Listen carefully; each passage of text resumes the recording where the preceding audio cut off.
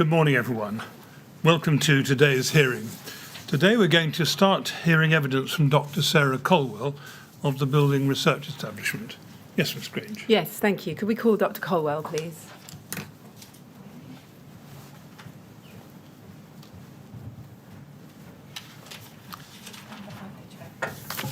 Good morning, Dr Colwell. Good morning.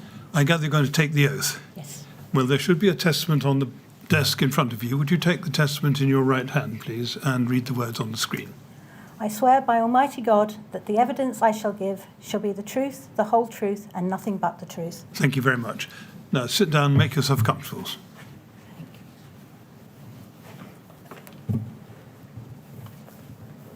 All right? Yes.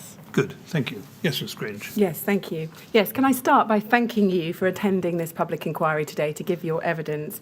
It is very much appreciated. If you have any difficulty understanding any of the questions I'm going to ask you, please just ask me to repeat the question or I'll put the point in a different way. The other thing I'd ask you to do is try and keep your voice up because there's a lady transcribing your evidence sitting to your right and she's trying to take a clear note of your evidence. So keep your voice up and try not to speak too fast. Okay.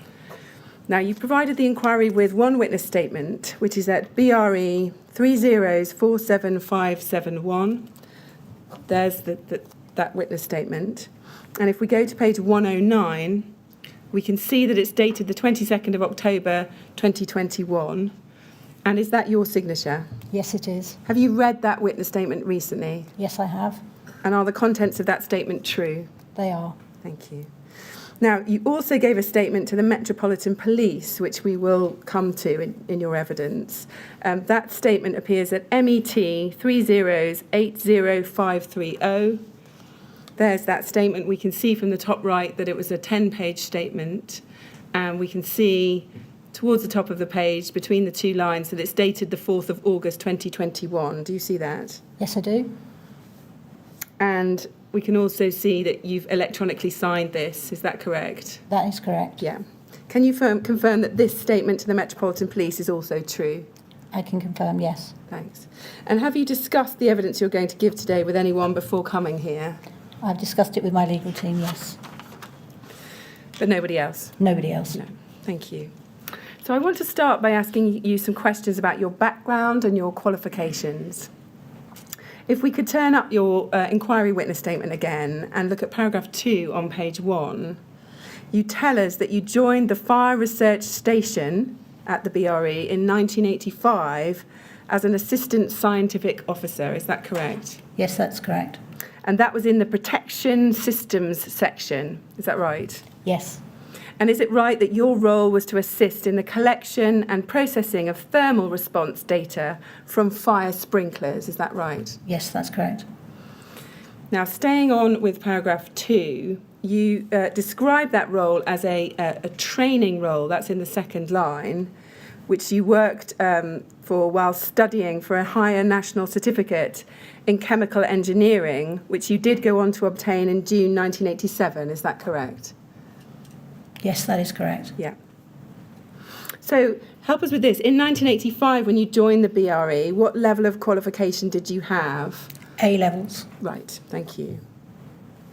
And this role as an assistant scientific officer, was that some kind of apprenticeship at the time? Effectively, that would be described as an apprenticeship now, yes. Yes, thank you. Now, if we go on to page 2 and look at paragraph 3, you tell us that in October 1986, you move within the BRE to the explosion protection section.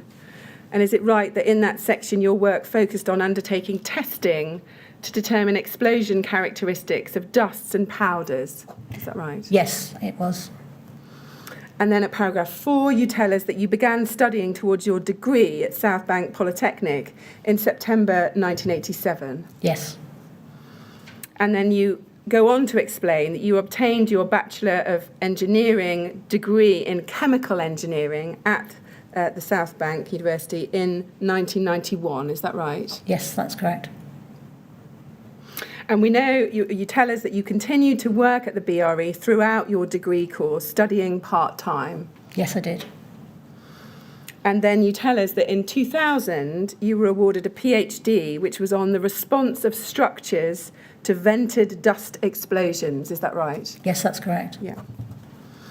Now, I'm going to summarise, but in terms of your progression at the BRE, you explain at paragraphs 5, 6 and also 8 of this statement that having joined the BRE in 1985, is this right, in 1987 you were promoted to the role of scientific officer? That's correct. In 1991, you were promoted to the role of higher scientific officer. Yes, that's correct. And then senior scientific officer in 1995. That's correct, yes. Thank you. In those roles, so thinking back to 1987 to 1995, when you became a senior scientific officer, to whom did you report within the BRE? So the reporting chains varied during that period. When I initially joined, I worked for Mr. Theobald on the response to sprinkler data. And once I moved into the explosion protection area, I worked for Dr. David Crowhurst. Right, thank you. Now, again, I'm summarising, but you also explain in paragraphs 5 to 7 that your work from 1986 centred on gas and dust explosions, including blast protection systems and work on large-scale testing programmes in response to explosion loads from gas and dust. Is that correct? That's correct, yes. Yeah. And that was until 1996, and it was at that point that you became involved in large-scale fire testing programmes. Is that right? That's correct, yes. And if we look at paragraph 9 at the bottom of this page, on page 2 of your statement, you tell us, you say, in 1996, I became involved in large-scale fire testing programmes, including the external cladding programme. Now, what external cladding programme are you referring to there? During that period, work was being undertaken on the what were the large-scale test rigs for the external cladding fires, and I was asked to assist in the programmes that were being undertaken at the large-scale test facility Cardington in Bedfordshire. Yeah. Did that include the work of Dr Connolly in around 1994? I became involved with Dr Connolly's work in 96. I wasn't part of from 94. I wasn't working with him at that time. Right, but you did become involved in his work in 96. Yes. Yeah. And did that work also encompass, we'll come back to these, Fire Note 3 and Fire Note 9? Yes. Yeah. And did you move to a new team within the BRE in 1996 when the focus of your work changed to large-scale fire testing, or did you remain in the same team? During the period 96 to 97, my role was split between the two groups. Right. And how did it come about that you moved from gas and dust explosions towards this large-scale fire testing programme? The work with the offshore activities had ramped up because of the Piper Alpha incident, and as that inquiry and the research around the systems had started to tail off and move to other testing, larger facilities, I was no longer required to work actively in that area, so my skill set was being used to look for other areas of large-scale testing. Yeah. And did you actively seek out that area? Did you express an interest in it, or were you simply told, we're going to deploy you now onto large-scale fire testing? I think it was a mutually agreed activity. It was obvious that area of work was tailing away, and therefore new challenges and new opportunities to work in different areas of fire research were opening up. So yes. Yeah. And can you tell us a little bit about how you were inducted into that new area of work? Was there any kind of training? Was there an induction process? With the large-scale testing activities, it's very much related around the individual's knowledge and experience. So there'll be more senior members of the team who would mentor you in the areas that you needed additional support and knowledge around.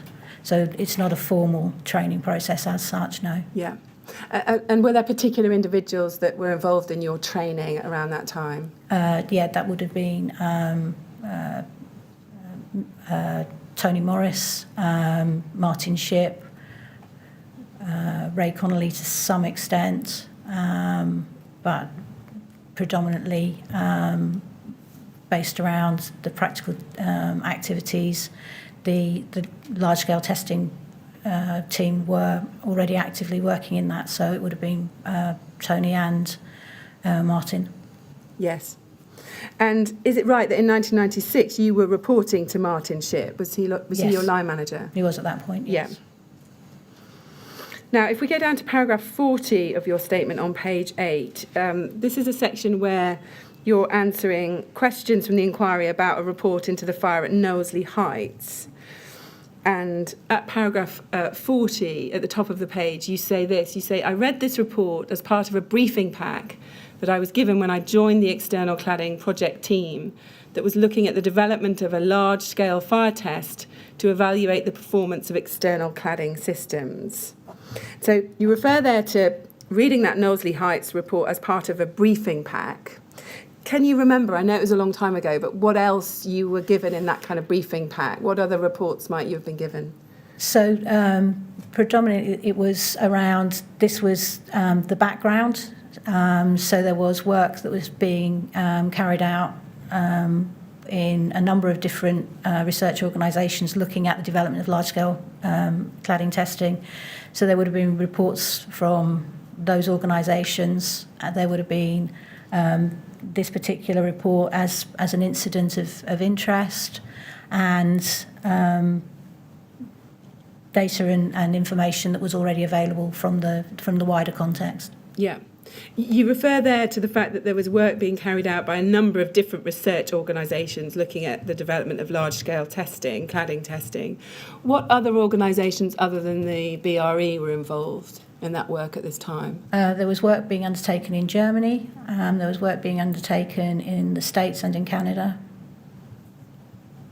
There was also an international standards programme that was beginning to work in that area as well. Yeah. So you were receiving information, were you, from Germany, from the US, from Canada? We were working, they were working as independent research groups, but as reports were published in journals, they would have been shared with the organisations around that. Yes, I see. Can you remember, did that briefing pack include Dr Connolly's work, which was titled The Investigation of the Behaviour of External Cladding Systems in Fire, Report on 10 Full-Scale Tests from 1994? I'm not sure if that report had been published at that point, but the work around that would have been available, yes. Yeah. What about whether the briefing pack included the first edition of BR 135, which had been published in 1988? Would you have looked at that point? I honestly can't remember. Fair enough. Now, paragraph 10 on page 2, going back to page 2, you explain that in 1998 you moved to the reaction to fire team working under Dr Debbie Smith as a principal consultant. Is that right? That's correct, yes. And you tell us that your role at that stage was to look at the fire performance characteristics of materials, and that it included work on the external fire performance of cladding systems. Is that right? That's correct, yes. Now, what was the work that you carried out in relation to the external fire performance of cladding systems? Can you help us? In the period following the publication or the completion of the research programme that led to Fire Notes 3 and 9, there was a PII programme that was being completed for industry, and there were additionally some follow-up tests that were being undertaken for additional knowledge and information. And when you talk about a PII programme, can you explain to the panel what PII stands for? Around the mid-90s, government were very keen to ensure that they engaged with all interested parties and stakeholders. So they developed a programme called Partners in Innovation, PII. So the idea was that it was effectively a match funding type of research project. So the government would put forward a certain amount of funding towards that, and that was matched in kind by industry, who were also part of the development of that programme to support its aims and findings. And that was done either through supply of materials or knowledge. Yes, thank you.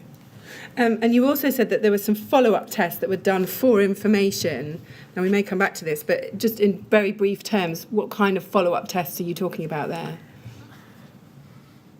Without going back in detail to record, I couldn't tell you directly exactly what they were, but there were, I recall, some additional tests that were completed, I think, through industry seeking additional knowledge of the performance of their products against the new draft test methods. Right. And what time period are you talking about for those additional tests? That would have been around 98. Right, yeah. And can you help us with what types of cladding systems that work involved? There were two programmes. One looked at high-pressure laminate rain screens, and the other was for external render systems. And at that time, external render systems were the more predominant of interest. Yeah. And in that early phase. Yeah. Now, paragraph 11 on page 2, it's right at the bottom of that page. You tell us that in 2002, you became the business group manager for the reaction to fire team. Is that right? That's correct. And in that role, you were providing commercial testing services for external clients in relation to the fire performance characteristics of materials to published standards. Is that correct? Yes, it was a change in role, moving towards the commercial testing activities rather than the research-driven activities. Yes. And you say in that paragraph that you were also involved in the provision of experimental programmes for commercial and government clients. Is that right? That's correct, yes. So now, just in practical day-to-day terms, help us with what the role of a business group manager involved. I was responsible for the delivery of the testing programmes, using a team of staff to support that. But you also had this role in terms of experimental programmes, is that right? That's correct. And what was your role? Were you just overseeing those being done by others, or were you actually carrying out those experimental programmes? It would have been a combination. Right, yeah. And in this role, did that involve a combination of technical and business development or commercial work? Yes. Yeah. And did that work include testing to BS 8414? In 2002, yes, that would have just been the publication of the first part, so yes, that would have involved. Yes. And what about testing to BS 476 Part 6 and Part 7? Were you involved in that as part of being business group manager? Yes. And what kind of experimental programmes were those for government first? You talk about experimental programmes for commercial and government. Just focusing on the government, what kind of experimental programmes are you thinking of? So if contracts were let for specific investigations, then it would have been involving those type of projects and activities. I see. And can you help us as to what type of specific investigations you're talking about there? During that period, there was work undertaken because of the launching of the European classification system, and the interpretation of the data. There were programmes going on, radar programmes looking at the testing of a product against the different codes that were coming into place. So being part of the activities in that. Yes. And what about experimental programmes for commercial clients involving large-scale testing? What did those involve? That, again, was where these were joint partners in innovation programmes. So, again, it would have been clients, the commercial working with government to gain data and information. Right. Can you remember any specific projects that you were involved in? It would have been the radar. Right. Radar programmes. I see. And then if we move on to page 3 and paragraph 12, you explain that in 2005, 2005, the reaction to fire and the fire resistance teams were combined, and that you began to work with Stephen Howard to jointly manage the passive fire business area team, undertaking standard testing and approvals for commercial clients. Is that correct? That's correct, yes. Can you just explain in very brief terms the difference between the reaction to fire team and the fire resistance teams as they had been? Reaction to fire was, predominantly around determining the performance characteristics in terms of fire spread, and fire resistance is predominantly around the ability of structures to resist fire in that sense. Yes, thank you. And can you help us, why were those teams merged into one in 2005? Operationally, they tend to work quite closely together in terms of the client base and the knowledge shared between the teams working in those areas. Yes, I see. And once merged, is it right that that team became known as the passive fire team? That's correct. Yeah. And then in paragraph 12, again on page 3, you refer to the passive fire business area undertaking standard testing and approvals for commercial clients. Is that right? That's correct, yes. Does that mean that you had no involvement in government-sponsored work in that particular role? Or was it still a mixture of commercial and government-sponsored projects? It would have been a mixture of both, yes. Yeah. And again, just in practical day-to-day terms, what did your role in managing the passive fire business area involve? It was an extension of the role I'd previously held with the reaction to fire team, continuing to look after the technical aspects and the commercial reporting aspects of the activities in that group. Yes. And to whom did you report in that role? Debbie Smith. Yeah. And moving on to paragraph 13 below that, you tell us that in 2007, you became the Technical Development Director for the passive fire team, reporting to Stephen Howard. Is that right? That's correct, yes. Does that mean that you were no longer reporting to Dr. Debbie Smith at that point? From a responsibility, no, I was reporting to Stephen, and he took the commercial lead, but in practical terms, technical discussions were held with Debbie, not with Stephen. Right, yes. And you go on to say that your role involved providing technical support to the team and that it was not an operational role. Can you just help us? What do you mean by that? I was no longer involved in the commercial reporting or development of the team at that time. Right. And what kind of technical support did you offer to the team? Can you help us with that? So because I was actively involved with the committees and the standardization work, it was basically looking at changes in technical provision and development of standards. During this period, we were facing the transition from the traditional British standards, the 476 series, into the European classification activities. So there were a number of different technical challenges that were being undertaken in that period. Yeah. And can you help us, on what types of projects did you offer technical support? Can you give us a flavour of that?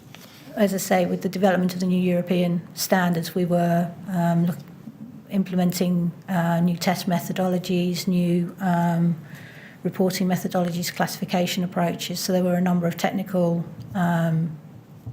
developments and training that needed to be taken place within the teams to bring everyone up to speed. Right. And you led that training, yes? Yeah. Yeah. Then at paragraph 14, you tell us in 2009, you left the passive fire team and became the business group manager for the fire suppression team. Is that correct? That's correct, yes. And what was the fire suppression team? It was returning to the work that I had originally joined the organisation, looking at active fire suppression activities related to fire sprinklers, gaseous suppression systems, manual firefighting equipment. So it was an area that I'd worked in previously and had was returning to. Yes. But you tell us on page 6, if we look at paragraph 31,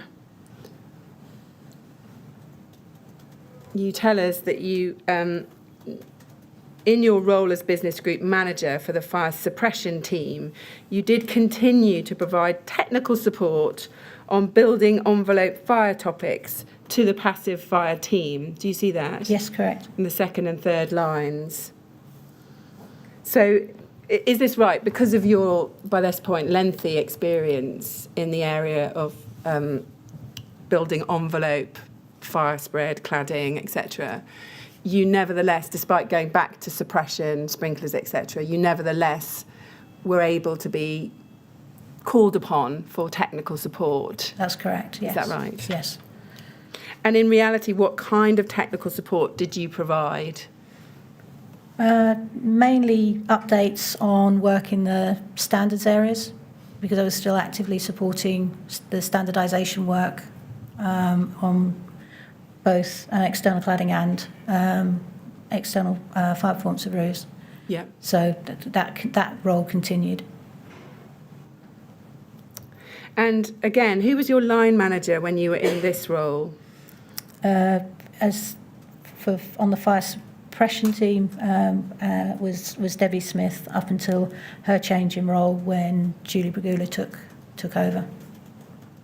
And what about when you were providing this technical support for the building envelope fire to the passive fire team?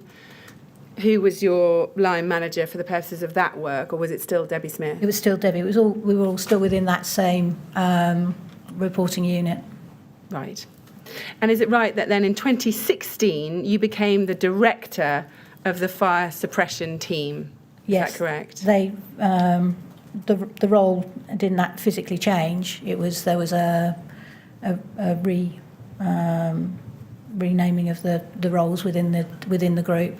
Yeah. And how senior a role is that within the BRE, the director of the fire suppression team? Held responsible for the activities within that group. Yeah. How many other directors did they have across other different teams? At that stage, within the fire area, Steve was the director for the passive, myself for suppression, and Stephen Manchester for the fire safety. Right. And when you say Steve, the first Steve, do you mean Stephen Howard? Yes. Yeah.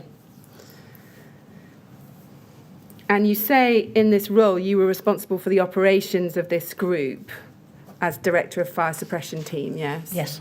Again, what did your day-to-day work involve? You're a director now. Did that involve a marked change in the work you were involved in? No, as I say, it was a title change rather than a role change. Right. It was the same technical responsibilities and the same operational reporting responsibilities. And thereafter, were you still called upon to provide technical support on building envelopes as and when required? Yes. Yes. And are you still employed by the BRE? I am, yes. And in what role? As Director for Fire Suppression. Right, so you've stayed in the same role? Yeah, thank you. Now, I want to move on to some questions about some of your colleagues at the BRE. If we can look at page 5 of your statement and paragraph 21, there you explain that you worked with a lady called Penny Morgan on various occasions, providing technical support to fire investigation projects that she was leading on from the late 1980s through to her retirement from the team. Yes? That's correct, yes. Now, can you help us with this? Did Penny Morgan lead on fire investigations throughout that period, so from the late 1980s until 2001? I would have to say my recollection of dates in that period is not great. I don't believe she led the group, but she led on the day-to-day activities of undertaking the fire investigation. I'm not sure who she was reporting to directly at that time. Right. But you think in practice she did lead on the day-to-day involvement in terms of fire investigation? If there was a fire of interest, she would generally be the person who contacted me and said, this fire is of interest, or, there's something that may be of interest to you to follow up. Right, I see. And what was your understanding of Penny Morgan's qualifications? I wouldn't have, I have no experience to make that comment. Yeah. If we just go briefly to her witness statement, this is at BRE 3043866. And to the very top line on page 1, she says there, I, Penny Morgan, formerly a fire investigation engineer at the building research establishment. So she's describing herself as a fire investigation engineer. Can you help us with what is a fire investigation engineer? I'm sorry, I can't. I'm not qualified in that field, so I don't know what that would mean in practical terms. Okay. And help us with this. On which fire investigation projects did you provide technical support to Penny Morgan? Can you remember? I attended a fire in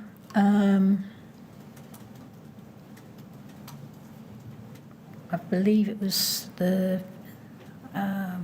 Dartford Southend area, where there'd been unusual fire spread on the external surface of the building, and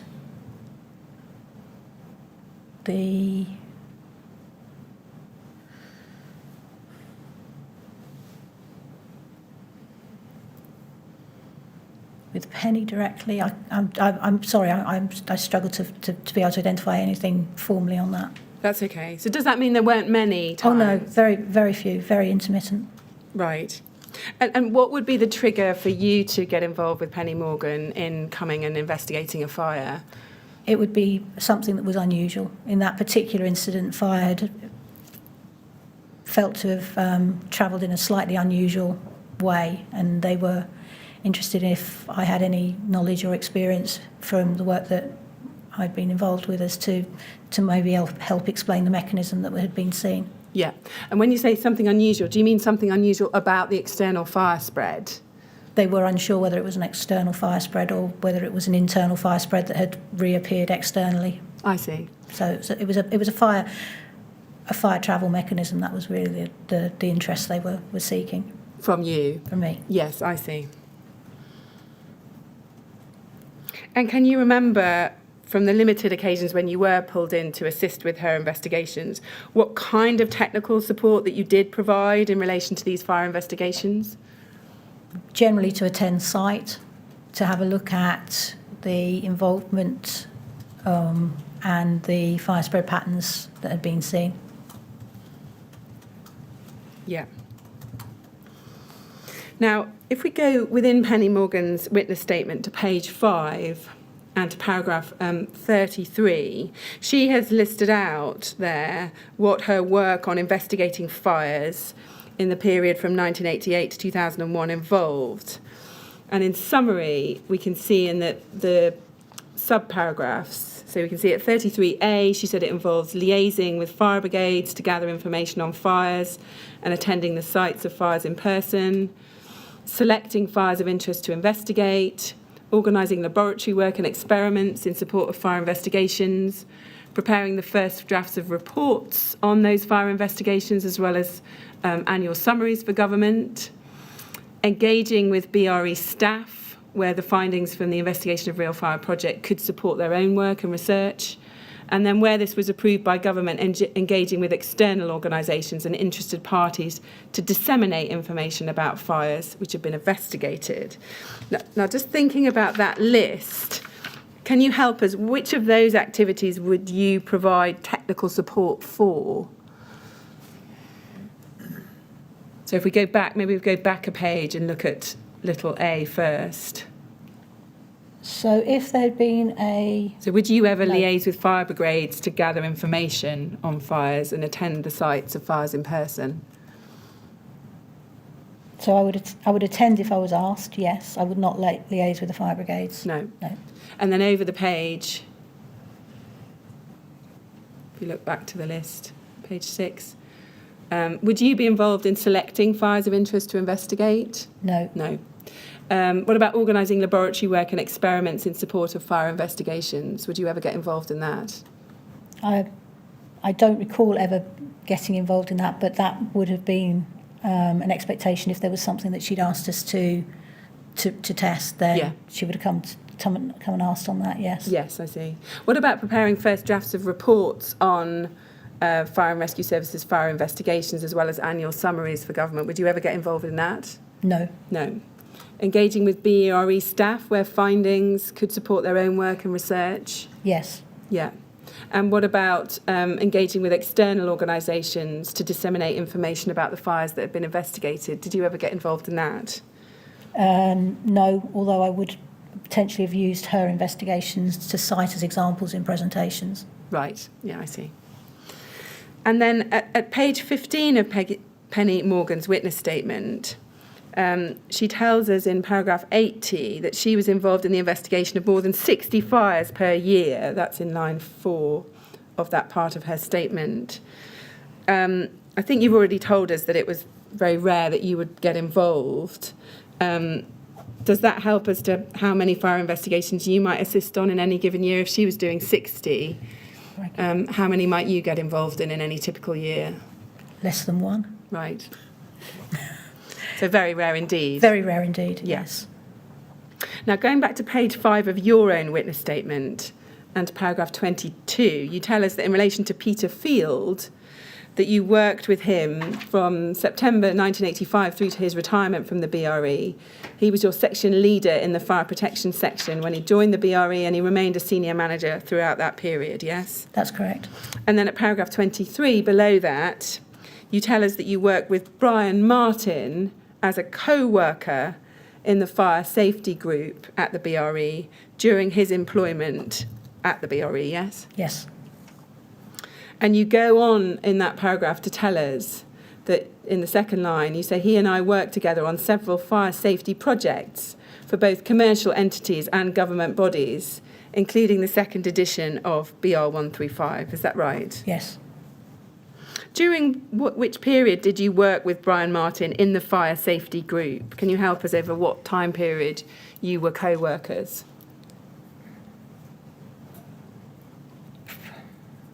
Well, from the period he joined BRE through to the time that he left, we would have been within the same fire safety group. Right. So you worked with him pretty closely all the way through his time at the BRE, yes? Yes. Yes. Now, putting aside the second edition of BR 135, which we'll come on to later in your evidence, can you help us with any other fire safety projects that you worked on specifically with Brian Martin? Are there any ones that stick in your mind as particular ones that you worked on together? We did an investigation on a roof fire, protection system for a roof.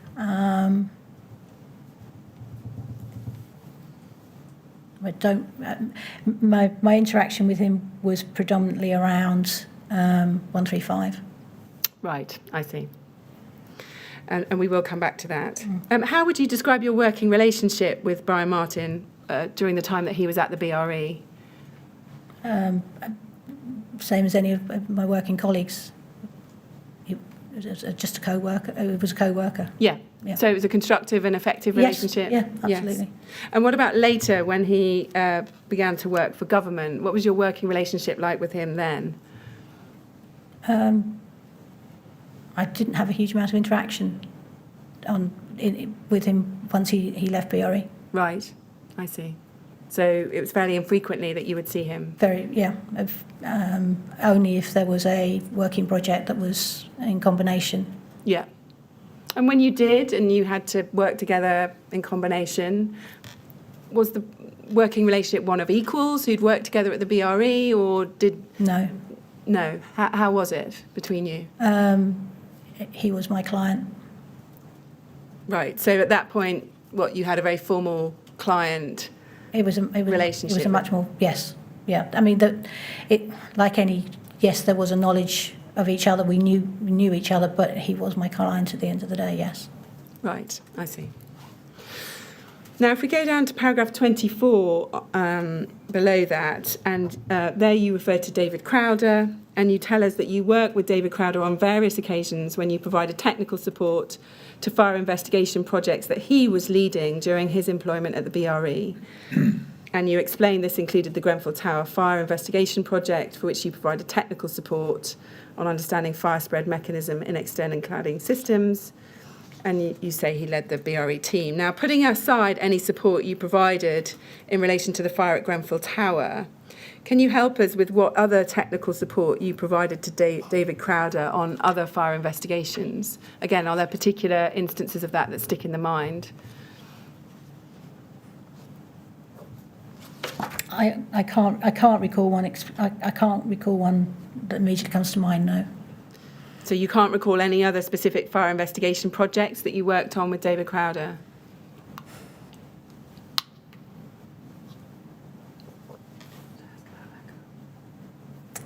I'm sorry, no, I can't.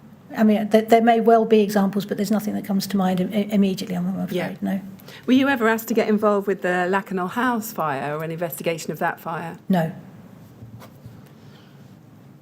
Now, on to paragraph 26 there, right at the bottom of the page. Dr Raymond Connolly, you tell us that you worked with Dr Connolly as part of the Cladding Test Development Project team during his employment at the BRE. You explain that he was the technical lead on the team when you joined the project in 1996 until he left the BRE, yes? Now, where you describe the Cladding Test Development Project team, can you just help us as to exactly what that was? So, as we talked about earlier, in that period, 96, where I was transitioning across to work with the large-scale testing, that's the project I'm referring to at that point. Yeah, so that was Dr Connolly's project, which had begun in 1994, yes? I believe so, yes. Yeah. And just help us with this. Which role were you in at that time? Was that in 1996 when you were in the role of Senior Scientific Officer? Yes? Yes. Yeah. We don't need to go to this, but in his witness statement, for the transcript, this is at BRE 30476667, page 2, paragraph 3D. Dr Connolly tells us that he was your line manager briefly towards the end of his time at the BRE. Is that right? I honestly can't remember. Okay. Sorry. Fine. There was a lot of transition in that period, 96, 97. I was also out of the company on maternity leave during 97. Right. So there was a lot of transition around that period. Yes, I see. Yeah, I mean, he appears to suggest that he maybe briefly was your line manager sometime leading up to 1996 in his statement. So it's possible that's right, yes? Absolutely, yes. Yeah. And you've explained that from 1996, Martin Shipp was your line manager. Is that correct? That's correct. I suspect that it may have been when I moved over to the group, Dr Connolly was given my day-to-day line management, and at some point that moved across to Martin when Dr Connolly left. Yeah. Now, dealing with Martin Shipp, if we look at page 6 of your statement, we can see second paragraph down, you say, I worked with Martin Shipp when he was my line manager for a brief period in the late 1990s, and then as part of various fire investigation projects when I was asked to provide technical support, including in relation to the Yarlswood Immigration Removal Centre fire in February 2002 and the Atherstone-on-Stour fire in November 2007, yes? That's correct. Are those the only 2 fire investigations on which you provided support to Martin Shipp? No, there was a fire in Stevenage involving a fatal fire, and also a fire in Glasgow. Right. Thank you. And can you remember what kind of support you provided? What was your practical input into those fire investigations? Again, it would have been questions around fire spread. Right. Yes. Now, we're going to come back at a later stage in your evidence to the fire investigation, and in particular to some aspects of the BRE's investigation of real fires project under contract with the government.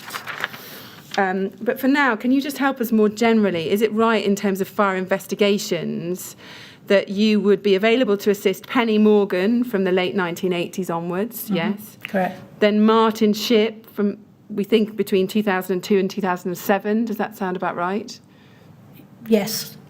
I think it would be fair to say I was I was working in the organisation. Whoever was taking those fire investigation roles, if they needed support, would ask. I Right. didn't have day-to-day working knowledge of how fire investigation was being put together. So who was leading, who was actually developing that, I can't speak to, unfortunately. So I can't clarify that any further. I understand. Thank you. If we look at your witness statement, page 8, paragraph 41, you say in the very final line there, you say just the final words, "I am not a fire investigator." Is that right? That's correct. Now, that question was asked in the context of the Knowsley Heights fire. Mm-hmm. Now, first, can you tell us what would make someone a fire investigator in your view? You very clearly said you're not one. What would make a fire investigator? My understanding of fire investigation and what I've seen from my colleagues is there is a discipline and a methodology around the work that they do that I'm not familiar with and have no knowledge or experience of and wouldn't claim to be able to undertake. Right. And did you understand that there were particular qualifications or training required for that role, which you had not obtained? Yes, I believe there are professional qualifications that they hold. Yeah. And then if we can turn back to page 6 of your statement, paragraph 32, right at the bottom of that page, you tell us in relation to Dr. Debbie Smith, you say, "I began working for Dr. Smith, who was my line manager in the reaction to fire team from around 1997 onwards. I knew her before this time, but we did not work together. We continued to work together as our careers advanced, with her as my senior manager until she left the BRE in April 2021. She had direct oversight of my activities since 1997. And where you refer to her having direct oversight of your activities from 1997 until she left in April 2021, what precisely do you mean there by direct oversight? What did that mean in practical terms? She was the technical resource that I spoke to. Right. So if ever you had a question about the technical issues, something you wanted to consult somebody on, you would go to her, is that right? That's correct, yes. Yeah. And was she seen as the ultimate authority within the BRE on the kind of technical questions that you were dealing with? If she wasn't, she would direct me to others in the group who were. So she had the wider knowledge and experience of the expertise within the group, yes. I see, yes. But, I mean, normally would she be able to answer the question that you perhaps wanted to talk over with her in terms of her own technical expertise? Yes, it would be a conversation, a technical discussion between us that would lead us to reach a solution. Yeah. And would you consult her on these kind of technical matters, even when you were reporting to Stephen Howard, as you've told us you did from 2007 to 2009, when you were the technical development director of the passive fire team? I would, yes. Yeah. And in what way, I mean, how would Debbie Smith, Dr. Smith, maintain direct oversight of your activities over that period? Were you physically located near one another? Did you have regular catch-up sessions with her? How did it work in practice? A lot of the work was shared, and a lot of the activities were shared programs, shared projects. So it would be a combination of conversation. We weren't, for part of the time, we were physically co-located, but when I moved to the fire suppression team, then no, I was in a different part of the site, so we'd catch up on a fairly regular basis, but it wasn't a formal timetable as such. No, yeah. And when you caught up, would it be by telephone or would you meet in person? Mixture. Right, yeah. And what was your working relationship like with Dr. Smith over that period? How would you describe it? Very effective. Shared mutual knowledge and experience, so it was an easy flow of technical exchange and knowledge. Yes, thank you. Now, some questions about the privatisation of the BRE and its wider consequences. Now, the inquiry understands that the BRE was privatised in 1997, yes? And you had been at the BRE since 1988. Did the privatisation of the BRE have any impact on your role We know that you became involved in large-scale fire testing in 1996.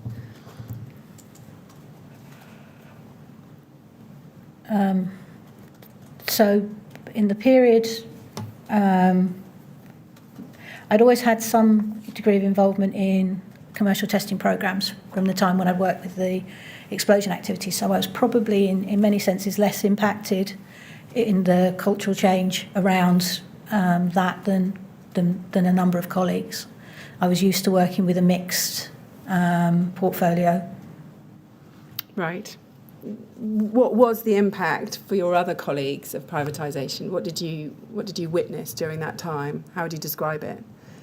For some colleagues who had predominantly worked in government-funded programmes, it was a large change because the funding sources were ceasing for them, and that obviously has a direct impact.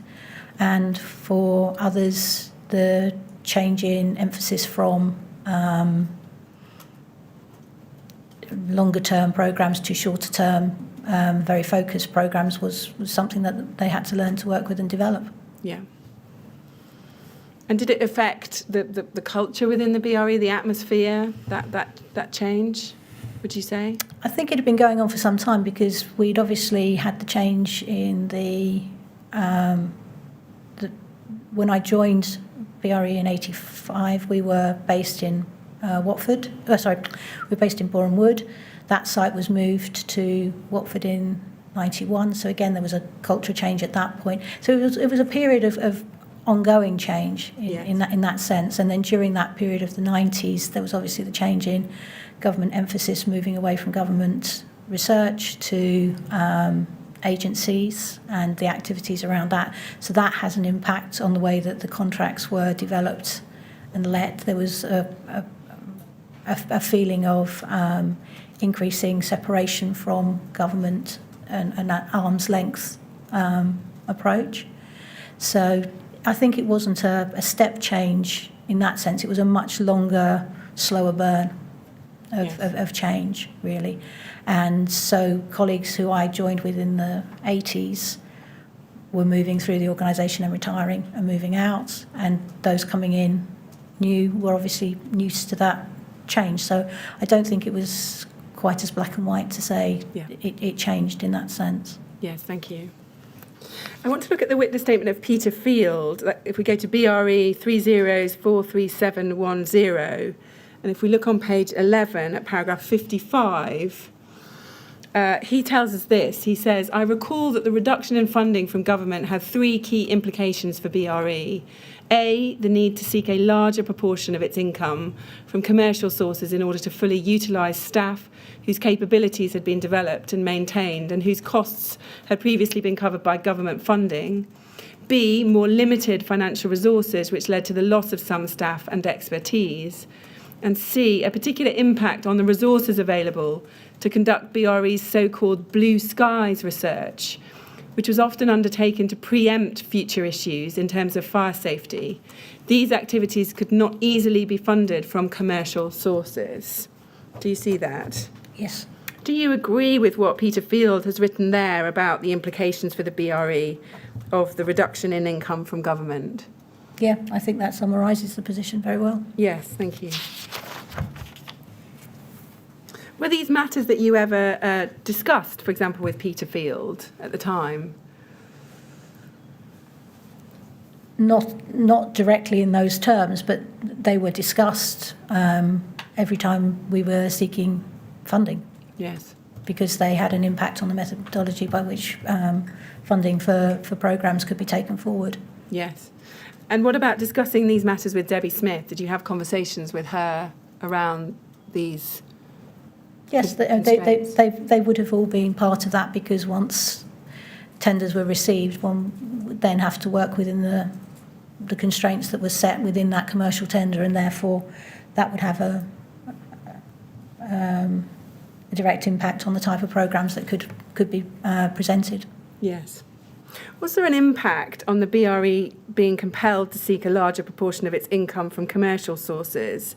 Did that, in your view, place pressure on the BRE in terms of relationships with commercial organisations?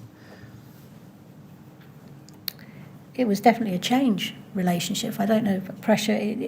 As I say, my experience had been one of working with commercial for some time, so I can't speak for some of the other groups who are perhaps not so experienced in that. But there was definitely a need to look at the services that BRE could offer and the way that those could then be placed to wider funding opportunities. Yes. Yes. Were you ever conscious that there might be potential conflicts of interest with having to work more closely with commercial organisations? For my areas of activity, because we were testing, that we were under the constraints of those environments, so we were aware of those, and therefore they were built into our normal working operations. I don't know how or if that could be seen to impact in other parts of the business, right. Because again, I can't speak for their operational activities. Yes. And when you say, so we were aware of those, so potential conflicts of interest, and therefore they were built into our normal working operations, what exactly do you mean by that? Because our commercial testing is looked after by you within UCAS and ISO 17065, 17025, there are constraints that we have to operate to, and they're clearly defined and well understood. I see. It's a very different relationship, for a commercial test to a government research programme. Right. Yes. And just focusing on item C in Peter Field's list, he talks about the fact that it impacted on the resources available to conduct BRE's so-called blue skies research. What do you understand him to mean by that? You've said you agree with what he's saying there. What kind of research would that involve? So very often, if you're undertaking a longer piece of research, one of the objectives is to look at the outcomes of that and to look at what the implications from that might be going forward. So that leads you stepwise through a process. If you're testing, there's a set of constrained activities. You undertake those, you report on that, and you move on. So it's a very different type of mindset in terms of where the next steps of technical understanding and development go forward. Yeah. Does that mean that, for example, in terms of external fire spread and the kind of testing you were involved with, that sometimes you couldn't go to the next logical step of testing because the funding just wasn't available for that, even though that was the next logical step if you were fully investigating that particular area? If you're testing, no, because testing is within the set parameters. So those are the agreed. It's a very... Unfortunately, language sometimes gets crossed, and testing is a prescribed process. This is what we agreed to do at the start, this is what we do, this is what we report, and that is the close of the project. Research experimentation is a much wider activity. You can follow a pathway within set parameters. There's obviously no freedom to move everywhere, but you can investigate, you can go further, you can talk to your sponsor and say, we've got 3 years, well actually we thought we were going this way, we've seen on this particular set of examples that isn't the path to go, we need to change direction and go this way. So that gives you the ability to understand and investigate. A test is a test. It is a statement of fact at a moment in time, and those are the two sides of the debate. Yes. I understand that, but take this example. Imagine you've done some tests, and we're going to come to some, on some rain screen panels, render surfaces, but you didn't test composites, for example. You might get to the end of a test process and say, well, we've tested these kind of systems, but actually the logical next step is to look at composite products, yes? Is it the case that there was less ability to carry on activities like that? So when you say test, if I've tested for a commercial client, I have no right to do anything more. Yeah. They will commission one particular piece of work. If I've undertaken a series of experiments looking at a range of different materials for a client, for the government clients, then one of the comments at the end of that might have been, actually, perhaps need to look in more depth in a particular area. Alternatively, they may come back to us and say, we're seeing some changes, we would like you to look more fully at these. And how, in your experience, I know this is a big question, but how receptive was government if you ever did make those recommendations and said, well, the next set of experiments logically would be X or Y? How receptive was government to those kind of suggestions by the BRE after privatisation? I think we all recognise there were financial constraints. Right. So does that mean that they weren't very receptive? I don't think there was a willingness to not listen. I think there was just a understanding that we may not be able to do it immediately. We might have to wait for the next round. Right. And did that ever impact on the advice you gave? Because you knew that there were financial constraints. Did that ever impact the approach you took?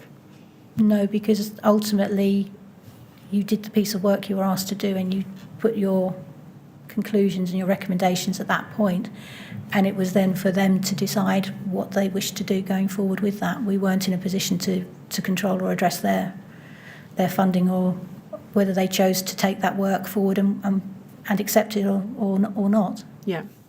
Help us with this. Was there ever a time when there was research which you or others within your team wanted to carry out to explore or preempt future issues in terms of fire safety, but were unable to do so on the basis of a lack of funding? I think the argument would always be that a researcher will always want to research more, and therefore will always put forward a range of different programmes and projects that they can look into and investigate, and offer a reference point to that as to why they would want to go down that route.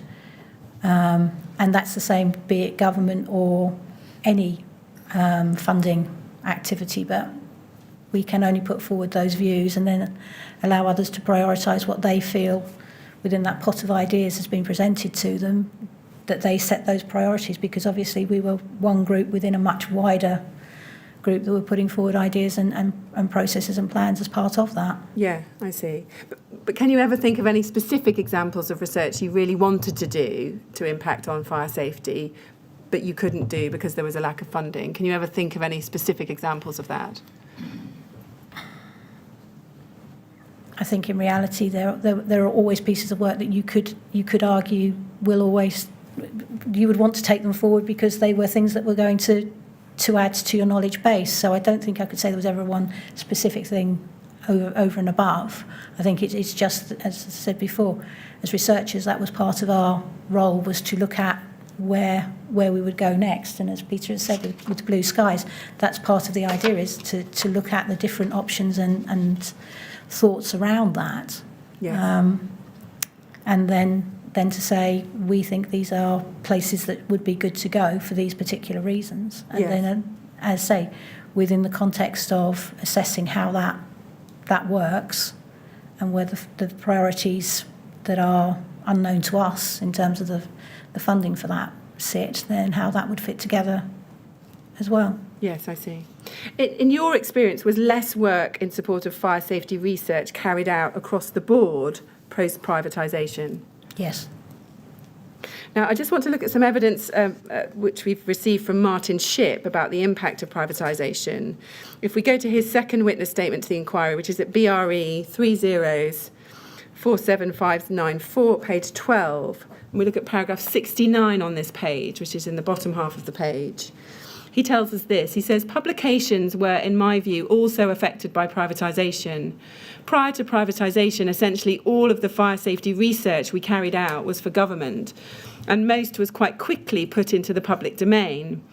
As I discussed further below, fire investigation reports considered to be supporting the development of government policy were mostly not published. Then he goes on, following privatisation, the programme of work for government diminished, and also the process for putting findings into the public domain became more cumbersome, since BRE's legal interests had to be protected. The research that was commissioned by non-government organisations, i.e. the private sector, was for their own commercial purposes and seldom entered the public domain. Do you see that? Yep. Now, does that description accord with your own experience at the BRE? Yes, very much so.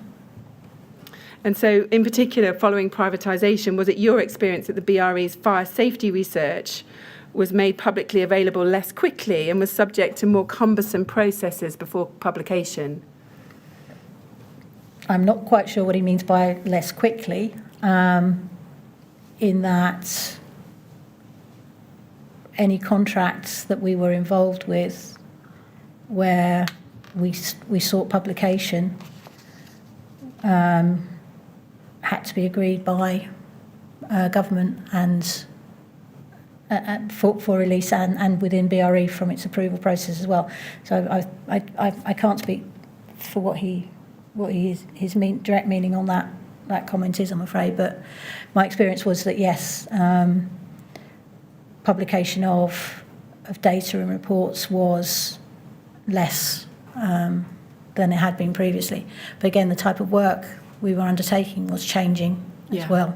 Yeah. So whereas pure research would have been peer-reviewed journal,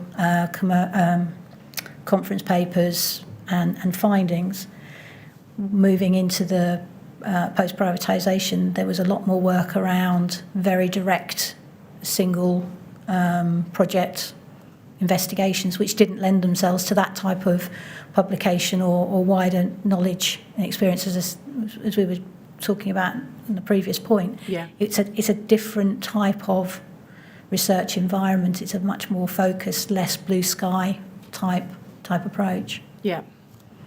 And what do you understand him to mean where he says that in part this was because BRE's legal interests had to be protected? What do you understand him to mean by that? I don't know. That's the point. When I read this back, I'm not quite sure what point he's making on that. Right. Were you ever conscious that the BRE's legal position might be some kind of present some kind of difficulty in terms of publishing the work that you've been carrying out? I can only surmise, and this is purely my reflection of being asked in this context, that it would be a requirement that it was not asked to publish and therefore needed to be referred back to the commercial owner to do that. Yes, I see. Now let's turn to some evidence by Dr. David Crowder now. If we go to his third witness statement at BRE 3047668 at page 5, paragraph 24. And he says this, he says, the BRE I joined in 2006 still had strong ties to government since most of the personnel had previously been civil servants working at the former agency.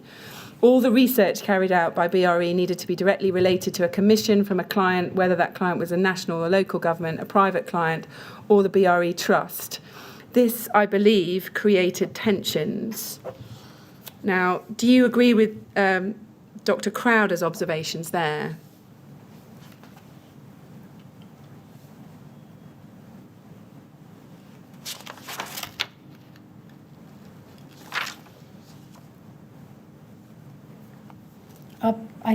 I don't recognise the final sentence in relation to the previous part of the paragraph. Right. In the, as we've already talked about, the emphasis of work was changing, but I don't quite understand the phrase tensions. Right. So you don't recognise that there were tensions created by the fact that after privatisation all work needed to be directly related to a commission? Even prior to privatisation, we were not free to just do what we wanted to do. The work was within the context of frameworks, within the context of delivery. We were under contracts to deliver particular pieces of work. We were not free to undertake anything that we chose to do. Right. Let's look at what he says. There's a little bit more detail on page 7 of his statement, at paragraph 31. He says, 2008 was the time of the financial crisis. I recall a lot more focus being placed upon the financial health of the fire safety group. During the regular monthly meetings, there were concerns raised by management that some staff apparently viewed the need to generate profit on projects as a problem. Further, there was a tendency for some staff to pursue areas of interest or pet projects that did not form part of the objectives set by the client. This appeared to stem from the culture that had existed when BRE was part of government, and staff were therefore able to make their own cases for pursuing new areas of research. Where these occurred, these projects either broke even or made a loss. The reality was that it was necessary for fee-earning projects to generate profit so that BRE's overheads could be met, and there would be funds remaining to pass to the BRE Trust. Now, do you agree that in 2008 there was a lot more focus placed on the financial health of the fire safety group? Yes. Our funding came from the work that we undertook, and the group were very aware of that position. Yes. Do you agree that there were concerns raised by management that some staff apparently reviewed the need to generate profit on projects as a problem? In the area I was working in, I can't comment on David's. This was a different team. Yeah. So my area of work was much more related to the commercial testing activities, and that was a much more commercial activity. So I don't have the direct experience to be able to comment on David's views of that. Right. Was it your understanding that the BRE was in financial difficulty in around 2008? I think difficulty. We were aware that we needed to produce revenue, that we needed to have fee-earning programmes to work to, that there was no backstop. If we did not generate income, then we couldn't continue to operate. So Yeah. yes, and how significant that was, I wouldn't have had a direct awareness of. Right. Do you remember any particular steps being taken at the time to ensure that BRE employees were aware that fee-earning projects needed to generate a profit? So Dr Crowder, in his oral evidence last week, gave the example of monthly performance figures having been shown at staff meetings as a way of encouraging groups to compete against one another financially. Do you remember that happening? It was standard practice to review the monthly. We were an operational business. We would always produce our monthly financial figures, and then there was feedback to the staff on a more regular basis, talking about the financial performance of the organisation throughout that period. So yes, there would be a recognition of the financial position of the organisation. Yes. Right. Yes. If we look at page 9 within this statement of Dr Crowder's statement, paragraph 35, he says this: in my experience, there was a fractious relationship between large-scale cladding testing and research. Each belonged to a separate business unit, one within standard testing and the other not. The various business units in BRE were, in my experience, set up in indirect competition with one another. We were seeking different types of work and clients, but ultimately competing for the same resources, such as laboratory space. Now, does that accord with your own experience in terms of your career at the BRE?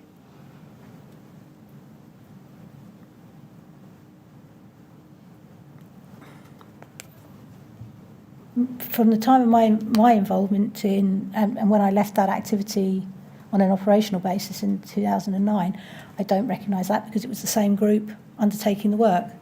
Right. Do you have a context of when that timeline that Dr Crowder's talking about?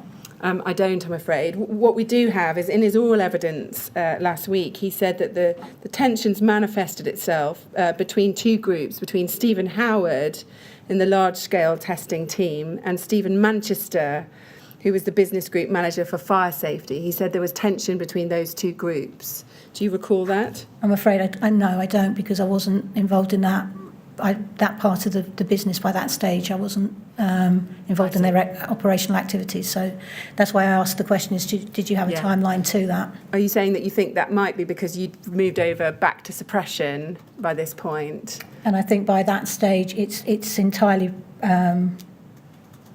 logical, given the makeup of the organisation, that Stephen Howard would have been dealing with the day-to-day commercial 8414 testing activities, and if there were research activities going on with the cladding, then that would have been dealt with through Stephen Manchester's route by that time. Yeah. So, but as I say, I can't speak to it from direct experience. Right.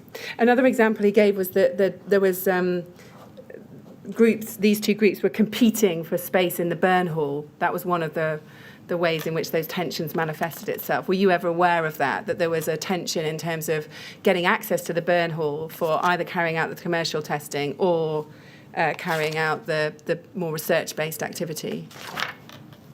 In relation to large-scale cladding, I say I don't know. I'm not working on those activities to be able to pass any comment, I'm afraid. Okay. Now, just a few brief questions about your membership of various committees and working groups. You mentioned some of that involvement earlier in your evidence. If we go back to your witness statement at page 3, paragraph 14 of your inquiry statement, about halfway through the third line, you say there, I am actively involved in the development of fire suppression equipment standards and chairing national and European technical committees.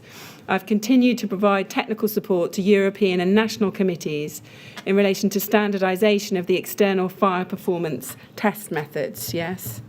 Yes. Now, just help us, what national and European technical committees in relation to the development of fire suppression equipment standards have you chaired? So I look after the joint working group for fire protection using for pumps, for automatic sprinkler pumps. Right. And to which European and national committees have you provided technical support in relation to the standardisation of the external fire performance test methods? So the headline committees at a European level are TC 127 and the sub-working groups from that. Right. What about at national level? Have you provided technical support in relation to the standardisation of external fire performance test methods? So that's the British Standard Committees in the group FSH 21 and FSH 22. Yeah, and you've provided technical support to both those committees, yes? I'm a member of the committees in those areas, yes. Yeah. And you have been for a long time? Yes. Many, many years? Yes? Many years, yes. Yeah. If we go to paragraph 15 of your witness statement, there you tell us, I've also been a member of national and international standards committees working on external cladding fire performance, both as a technical expert and in some cases as chair, specifically in the period from 2000 to 2017 in relation to external cladding fire performance. These have included, and the first one at A is FSH 21, the reaction to fire test standards subcommittees and joint working groups, yes? Yes. Can you help us? What does FSH stand for with FSH 21 and 22? I don't know. No, we've not been able to work that one out. I think BSI can probably answer to it directly. Okay. They own the structures of the committees. And you tell us that these subcommittees and joint working groups include the joint working group for the development of the 8414 series, yes? Yes. As a committee member, you've been committee member from 2000 to 2002, yes? Yes. And you've been chair of is this chair of the FSH 21 committee or chair of the joint working group? The joint working groups from 2002 to 2017, yes? Yes. So it was the oversight of the development of the 8414 series. Right, yeah. And in brief terms, is it right that FSH 21 is the committee dealing with all standards which relate to reaction to fire? That's correct. And did the work of that committee include testing to BS 476 Part 6 and Part 7? Yes. As well as the development of 8414? FSH 21 covers a wide area of methodologies. It, as a headline, what we would call a headline committee, excuse me, sorry. As a headline committee, it addresses the, as it says there, the reaction to fire test standards. So that would cover the BS 476 series and also the European series of tests as well. And when 8414 was brought in, the sister committee to FSH 21 is FSH 22, and that's the Fire Resistance Committee. Yes. And because 8414 was felt to sit between the two activities, that's why it was a joint working committee between the experts from 21 and 22. Right. And 21 took the lead on that, and that was reported through 21-7, which is the subgroup that deals with the reaction to fire tests. Yeah. And as well as work in relation to this, being a member and then chair of this joint working group, were you ever a member of FSH 21 in general, i.e. the committee, the overarching committee? Yes, I believe I was. Right. Or I am. Can you help us with what time period you've been a general member of that committee? Would have been similar from about 2000 onwards. Right. Are you still a member of that committee? Yes. Right.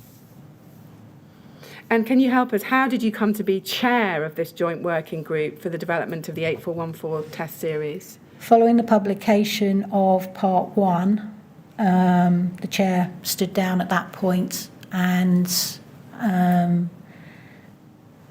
I was asked to take that role on. Yes.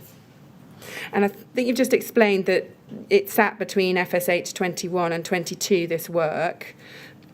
Were there any other ways in which it was a joint working group on 8414? Were there any other third parties involved or subcommittees involved? No, by sitting between the two headline committees, the outcomes were fed back up, and that to both of the committees for the widest dissemination. Yes, I see. And we can also see at paragraph 15b there that you say you were involved with, we think that should read the European Organisation for Technical Assessment, EOTA, Part 4, development of large-scale tests or testing, is that right? Yes. You just say development of large-scale committee member. Should it say large-scale testing? Large-scale test. Test, yeah. And again, can you just briefly tell us what your main areas of work for that committee? So, as I mentioned right a little while ago back at the opening, this work was not going on in isolation in the UK. There were a number of other organisations in Europe working on this activity. And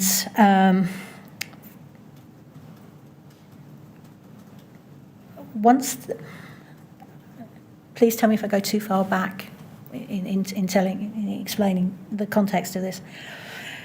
When the reaction to fire and fire resistance tests were introduced following the European harmonisation programmes, they were introduced under a series of mandates from the European Commission. Yeah. And the protocol was always to create a test method and then a classification, because the classification came from the regulatory requirements. It was a draft mandate for the development of a large-scale cladding test was presented to the TC 127 headline committee to begin work in that area. Because of a change within the European Commission and the commissioners involved, that was never fully progressed and taken forward. Yeah. Because of the need to, or perceived need to CE mark construction products going into the marketplace, where there is not a European harmonised standard available to do that, then you have the EOTA, the European Technical Approval route available to you to undertake that. Right. And because the mandate had not gone forward within the European Committee framework, there was this hole, for want of a better description, in terms of European level standardisation. There were a number of individual national standards available. And IOTA pulled everybody together and said, can we, from these collective individual methodologies, form a European approach to enable the CE marking of these products? This was driven from the external wall insulation, so the render activities, not from the rain screen activities.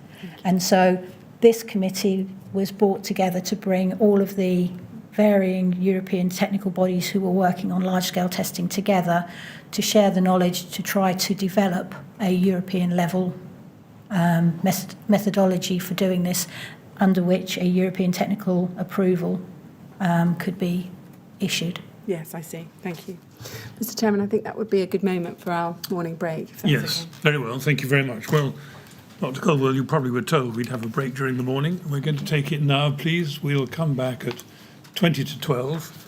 And now you've started giving your evidence, I have to ask you on this and other occasions when you leave the room, please don't talk to anyone about your evidence or anything to do with it while you're out. Of All course. right? Thank you very much. Would you go with the usher, please? Thank you.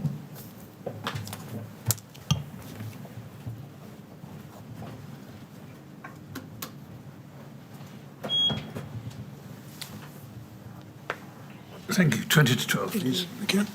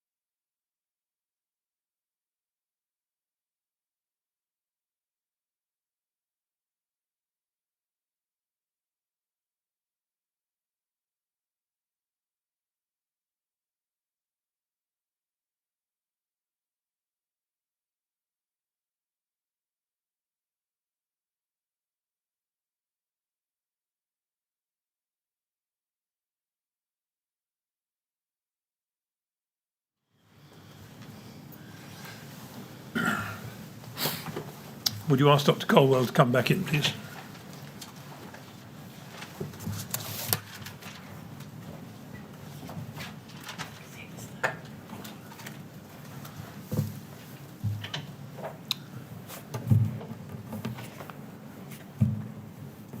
All right, Dr Colwell, ready to carry on? Thank you. Yes, Ms Grange. Yes, thank you. Yes, just a couple of final questions about committees and committee membership.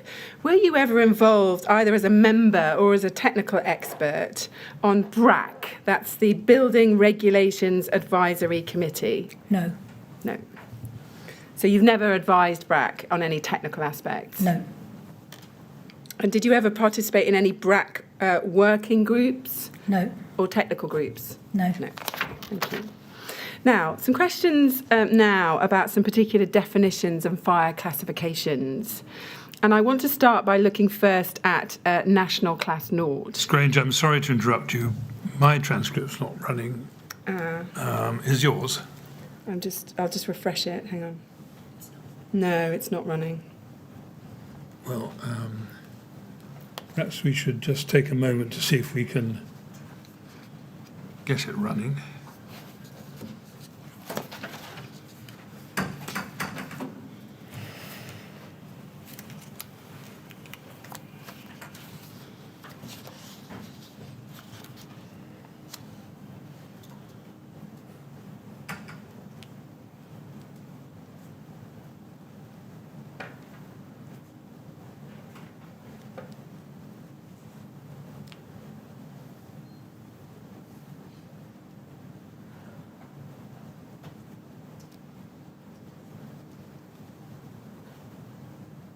Okay, would it make sense for us to rise for a moment? All right, thank you.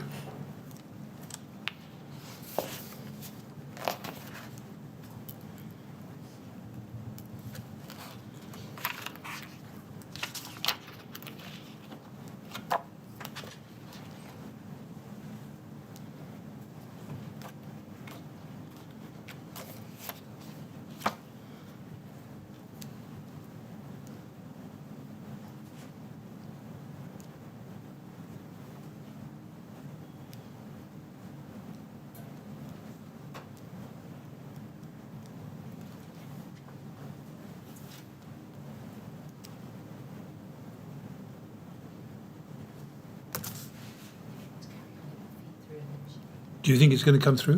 It will do. The technical department will make sure it does that. I can actually record it. I'm only concerned because other people will need, or may think they need, to follow it. Yeah. Maybe we should Do you try. think it's going to take any... It shouldn't take 5 minutes at the most. Right, I think what we'll do then, we'll rise until you've got it sorted out. It's not your fault, obviously. And Yeah. we'll come back as soon as we get it running again, all right? Now, Dr Colwell, we have these occasional problems. We're going to rise for a moment just to give the technical people a chance to sort it out. So would you go with the usher, please? And course. we'll get you back in here as soon as we can.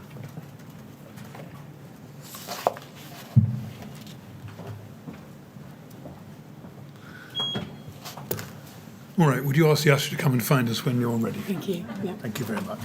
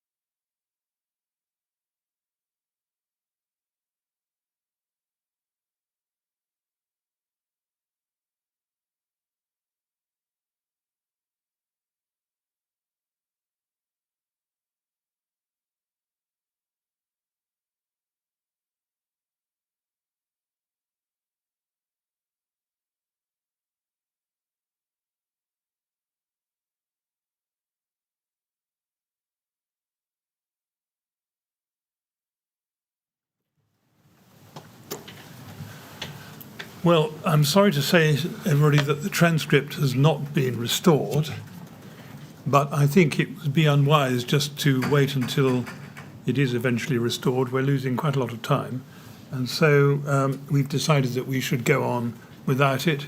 It will be available at the end of the day in the ordinary way, and everybody who wants to can watch and follow and hear the proceedings on the live stream.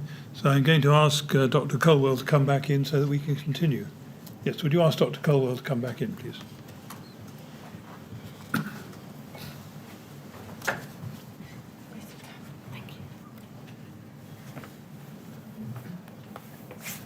Dr. Colwell, I'm sorry we've kept you out for quite a long time, and the bad news is that the transcript which caused us to leave the room still isn't working, but we've decided that it's better to go on now without it, Okay. and it'll be available in due course at the end of the day.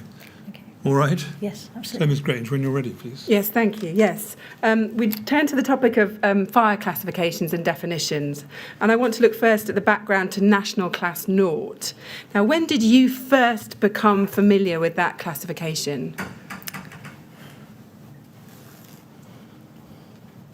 It would have been around 95, 96, I would imagine. Yeah. So as you were transitioning over into large-scale fire testing? Yeah. Yeah. And the classification, this is right, I think, is normally achieved by combining particular results from two British standard tests, BS 476 Part 6 and Part 7, yes? That's as defined in the approved document, yes. Yes. Those are both small-scale tests, yes? Yes. Now, turning first to Part 7, can we agree that it's a surface spread of flame test, yes? Yes, that's its definition and description, yes. Yes, and it tests the progression of a flame horizontally across the surface, yes? It does, yes. Not vertically. Not vertically, no. What is your understanding about the origins of that test, that 476 Part 7 test? It's a very long-standing British standard test. Its origins of development, I'm not familiar with. It has been the basis and recognised test method for many years before I was involved in any of its activities. Right, so did you ever come to understand what originally it was designed to be testing for, or what type of test it was? When it was generally described and discussed, it's talked about as an internal lining test. Yes. That's how I always understood it, yes. Yeah, a test in internal corridors, yes? In internal rooms and corridors, yes. Yes. And can we agree that there have been no fundamental changes to the Part 7 test since its initial development? That's my understanding, that's correct, yes. And the reference scenario for that test is an internal fire, yes? That's how I've always understood it to be described. Yes. Yeah. And turning to BS 476 Part 6, that tests something called fire propagation, yes? Yes. How would you, in very simple terms, define fire propagation as tested by 476 Part 6? The rate of movement of the surface edge of a flame. The rate of movement of a surface edge of a flame. So yes? the rate at which the flame spreads across or propagates through the product. Right, I see. And what is your understanding about the origins of that test? Similar. It came from internal linings. Yeah. It was intended to develop, to look at fire propagation within a compartment. Can we agree Yes. on that? So both of these tests have an internal fire as their reference scenario, yes? Yes. Neither were designed or intended for an external cladding fire scenario, were they? Given the scopes of them, no, they were not designed on that basis.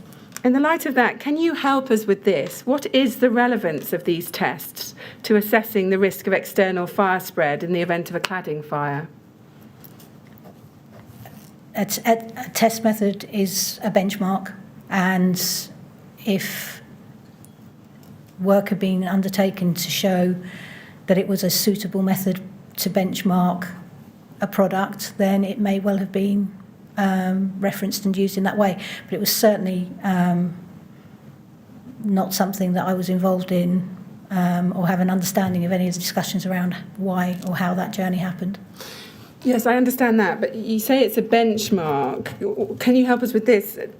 to what extent did you consider, when you became familiar with this regime, to what extent did you consider that the results of those tests told you anything about the propensity of a fire to spread externally on a building?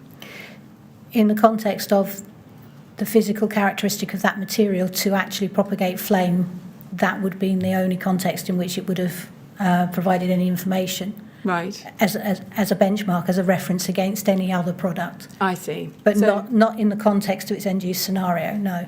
I see. So are you saying that it might help you compare one material with another in terms of broad performance? Yes. But it doesn't really tell you anything about ultimate performance of that product. Is that fair?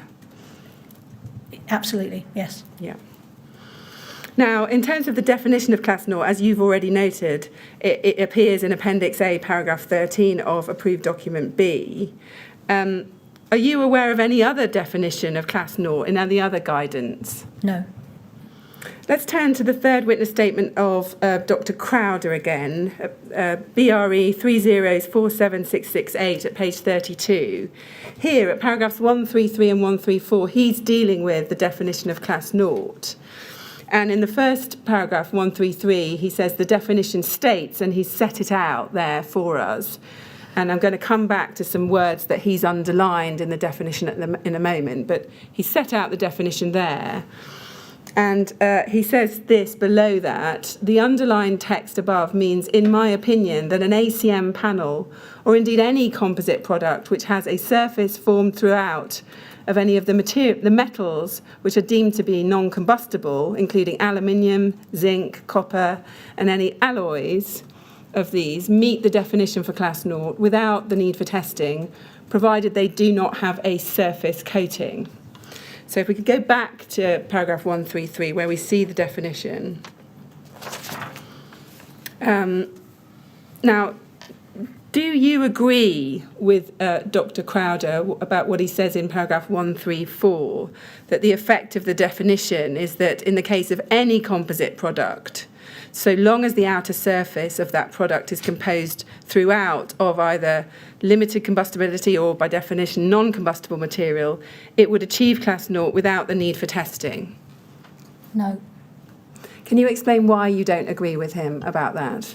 because it is not solely that material, but it is the way that that material behaves in the within the context of the actual test to which it's exposed. So a very thin piece of material may not be there, or a very thick piece of material may be there. In the terms of the way that 134 is written, it's not fair to say that just because it has a non-combustible finish to it, it won't in itself not be involved.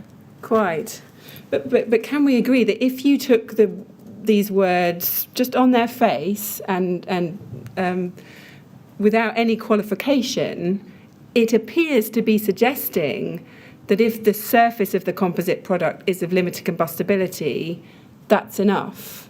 Do you see that from the definition? I can understand why that statement's been made, but I wouldn't accept it at face value, because it requires that qualification to understand what's actually being, or the performance of that product. Yes.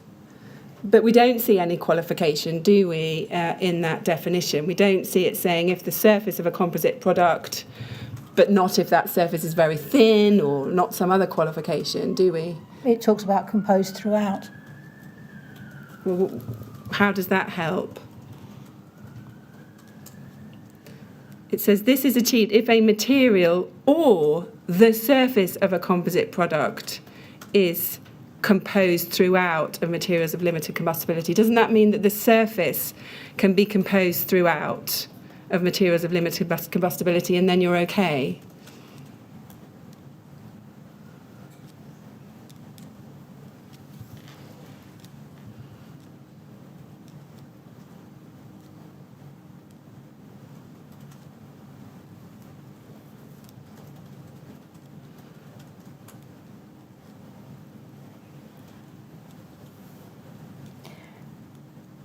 I understand the point you make. Yes. Did it ever occur to you all the times when you were dealing with fire testing of external wall materials, that definition might be read in that way? No.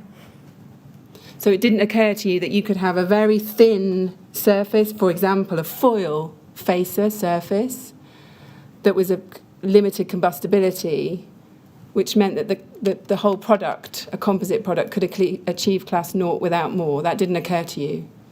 My experience was that they were tested. When you say my experience was they were tested, do you mean that in the cases you came across, class 0 was achieved via route B, i.e. through testing to 476 part 6 and part 7? It would have been because I wouldn't have been asked to comment on route A.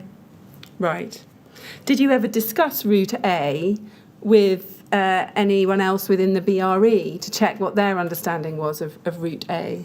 No.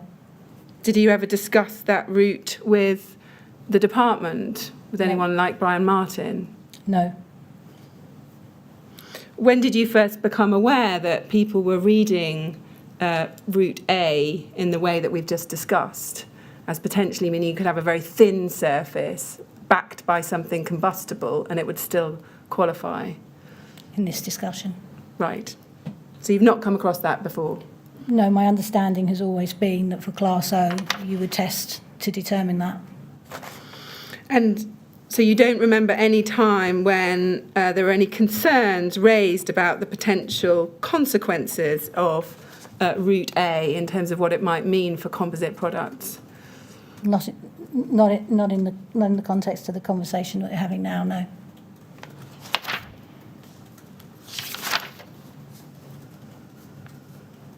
Now, you are aware, presumably, that for many years, until after the fire at Grenfell Tower, the guidance in approved document B in relation to the external surfaces of buildings directed that the provisions of diagram 40 were followed, yes? Yes. And you're presumably familiar with the provisions of diagram 40 and that materials used on the external surfaces of buildings in any habitable story over 18 metres had to be National Class 0 or Euro Class B, yes? I'm aware of the diagrams, but then they were not something I worked with on a regular basis. Right. But did you have an awareness that over 18 metres, Yes. the external cladding had to be National Class 0, for example? Yes. Yes. If we look at page 106 of your witness statement and paragraph 721, you were asked at question 173 at page 105 of the inquiry whether you at page 105 of this statement whether you had at any time any concerns about the fitness for purpose of BS 476 part 6 or part 7, and at paragraph 721 you say this: I had no concerns about the testing methods themselves. These are published protocols widely used to obtain benchmarking data. They represent a snapshot in time and do not address the provenance of the materials subject to the test. Any concerns about how the data from these tests is used would relate more specifically to the guidance and regulations which set out how the data could be used, as referred to in my answer, and then you refer to an answer above.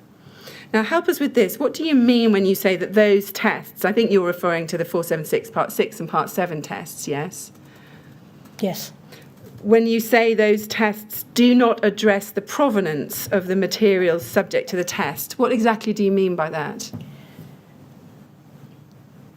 When a product's supplied to a testing organisation, there is no chain of custody of that product in relation to its production, its relationship to the market. It is a product that has been provided to the testing organisation. They undertake the testing within the parameters set out for that test protocol, and they report on those details. How that relates to anything placed in the market or more widely is unspecified. Yes, I see. And then focusing on the last part of that answer, where you say any concerns would relate more specifically to the guidance and regulations which set out how the data should be used. When you use the word would, do you mean that you did have such concerns about how that data was used in the regulations or in the guidance, or that you did not have such concerns?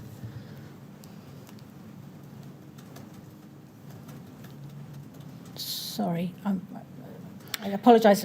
Looking for any concerns about how the data from this test would.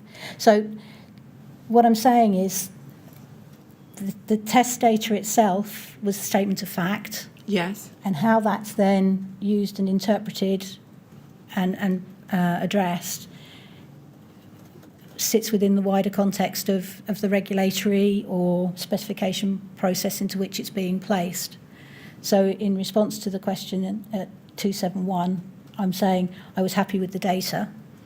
The concerns raised about whether that was being used or interpreted was a wider conversation that, because I'm not in that daily conversation, was and was being made aware that there were things being said around that.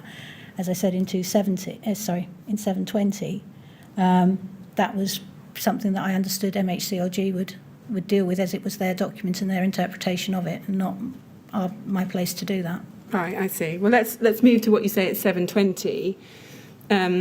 You're asked about the adequacy or otherwise of the guidance in approved document B with specific reference to external fire spread.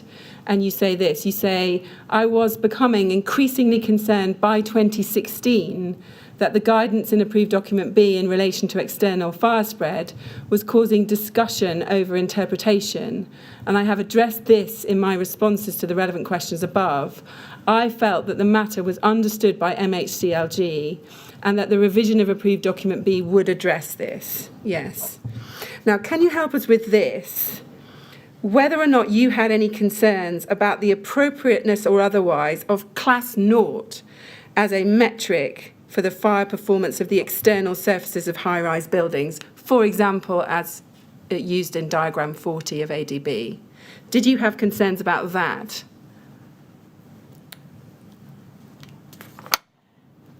I was concerned that there were, as I said, a huge number of discussions starting to take place around how this was being interpreted and how it was being picked up. And my concern was that MHCLG needed to clarify that position, because I understood, or I had an understanding, but that was, as we've said, being discussed more widely at that time. So whether or not that was how it was understood, that was what I was understanding that MHCLG would pick up and work through. Yes, I see. But can we get more specific? There are a number of issues being discussed about approved document B by 2016. And what I want to understand is what your view was, specifically of the reference to national class 0 in diagram 40, i.e. as a metric, a measure of the performance of external fire spread for the external surfaces of walls. Did you have concerns about that? I had concerns that it wasn't as clear as it could be, yes. And what do you mean when you say it wasn't as clear as it could be? Did you have a concern that national class 0 shouldn't be in there at all because it wasn't an appropriate measure of the fire performance of external walls? I was concerned that diagram 40 and the requirements elsewhere within that were, as I said, were causing discussions, and therefore it wasn't being interpreted in a consistent manner. Dr. Colwell, I think there are two different questions arising here. One is the existence of confusion over the meaning of or the interpretation of approved document B. Mm-hmm. And I think what you're telling us is you became aware that there were different views being expressed as to how it should be understood. Is that right? Yes, that's correct. And those different opinions were sufficient to make you concerned that there was a need for the document to be clarified. Yes. The other question, which I think Ms. Grange is asking you to tell us, is this. Did you yourself think at the time that Class 0 was an appropriate measure of the suitability of materials for external walls? In isolation, no, it wouldn't tell you what you needed to know. That's why you needed the wider context of that whole section that talks about requirements for the use of the full-scale testing. Right. Thank you. Yes, Ms. Grange. Yes. Well, we know that approved document B, and again, we'll come back to this, recommended alternative routes. You either follow the guidance in approved document B, 12.6 to 12.9, sometimes referred to as the linear route, yes? It wasn't a description I used because, as I say, my day-to-day interaction with the approved document B was not at that level. Right, I see. So in broad terms, did you become aware that approved document B contained two potential routes? One was a route which followed each paragraph in section 12, and another route was to do a large-scale fire test to BR 135 BS 8414. Were you aware of that much? Yes, my understanding of the document at that time was if you were not limited combustibility, you needed to test. If what was not limited combustibility? If the materials and the panels within that weren't limited combustible, then you needed to test. Right, I see. But just getting back to Class 0 and the reference to it in clause 12.6, perhaps we should look at this. We'll come on to it. When did you first become concerned that national Class 0 might not be an appropriate measure for the fire performance of external walls? When did you first have that realisation?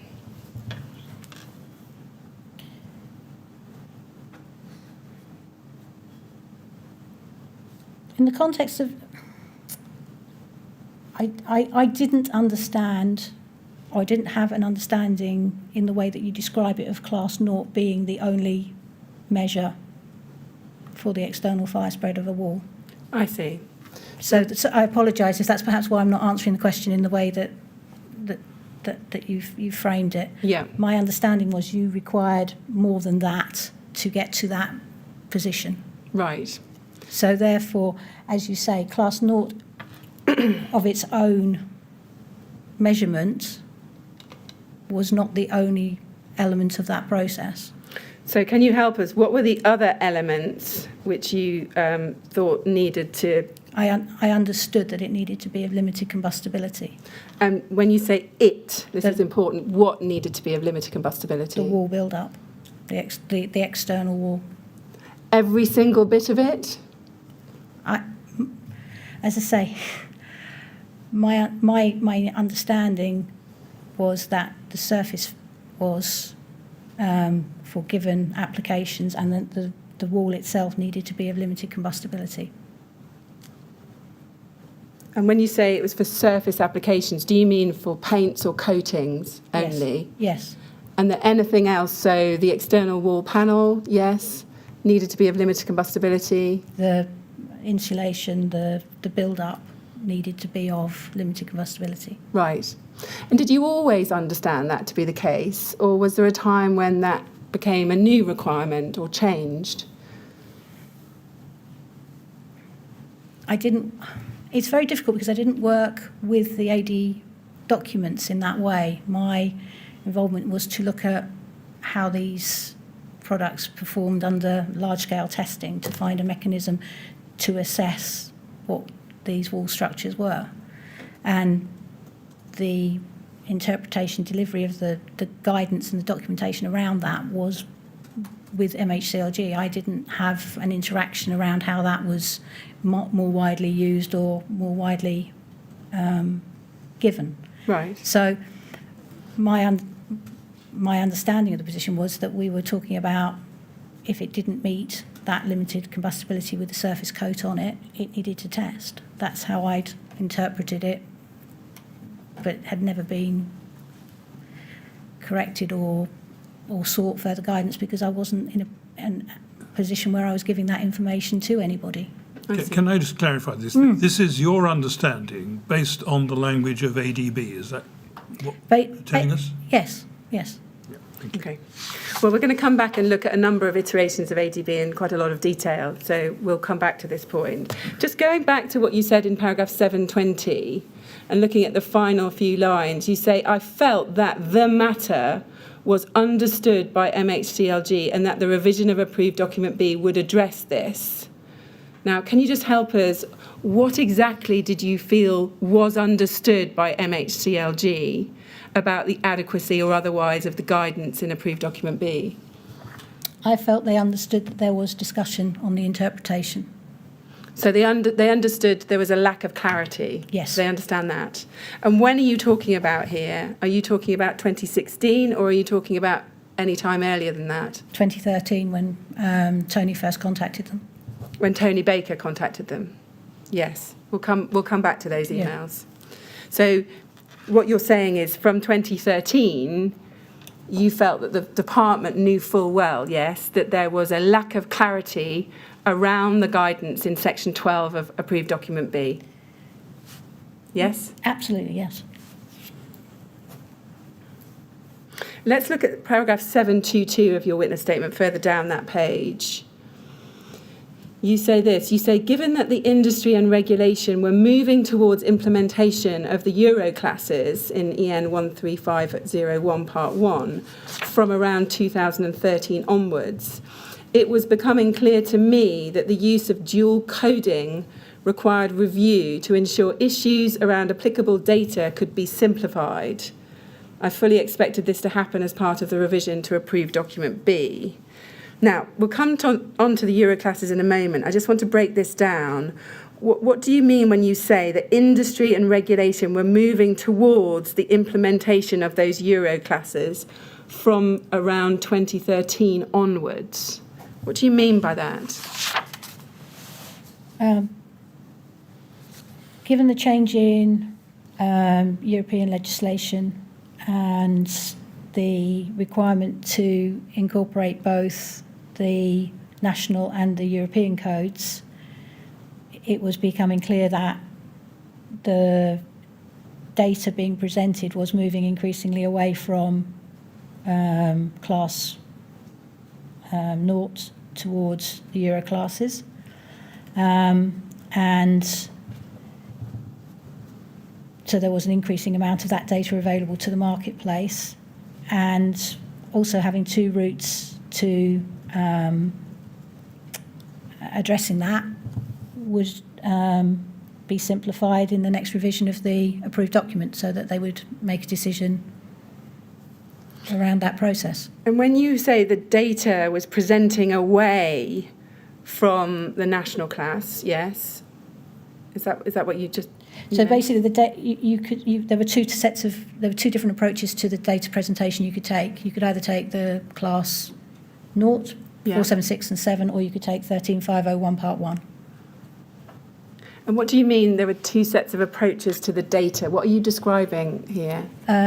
So if you presented a product to me for test, you were able to choose to either test to the national standard or to test to the European standard. That legislation position changed when we moved from Construction Product Directive to Construction Product Regulation, that if you were going to place the product on the market with a CE mark, then it had to be done under the European route. Yes. Now, thinking specifically about the external surfaces of high-rise buildings, it's right, isn't it, that the Euro classes were first referred to within the relevant guidance approved document B, diagram 40, in the 2002 edition of that document. Were you aware of that? 2002 would have been around the time of that implementation, yes, when the work was done to determine the appropriate classes. Yes. And that was as a result of the European Construction Products Directive, yes? Yes. Now, in 2013, which is the period you're referring to here, the way in which the Euro classes were referred to in diagram 40 of the approved document remained unchanged from their introduction in 2002, yes? Without looking at the documents, I couldn't tell you. Well, you can take it from me that there was no change in terms of reference to the Euro classes between 2002 and 2013. So we're just interested in understanding exactly what you say was happening in 2013, specifically around external fire spread and the external performance of walls. I'm not talking about external in this context. I'm talking about the change in the products being taken to market, moving from the national class to the European class when they're presenting when they're being placed on the market and presenting the data to the market. So this change wasn't being driven, in my opinion, wasn't being driven by the approved document. It was being driven by what was happening within the market and the products being placed on the market. I see. Are you saying that in 2013, the market was moving towards demanding the European classification testing more frequently than it was the national product classifications? Yes. Yes. I see.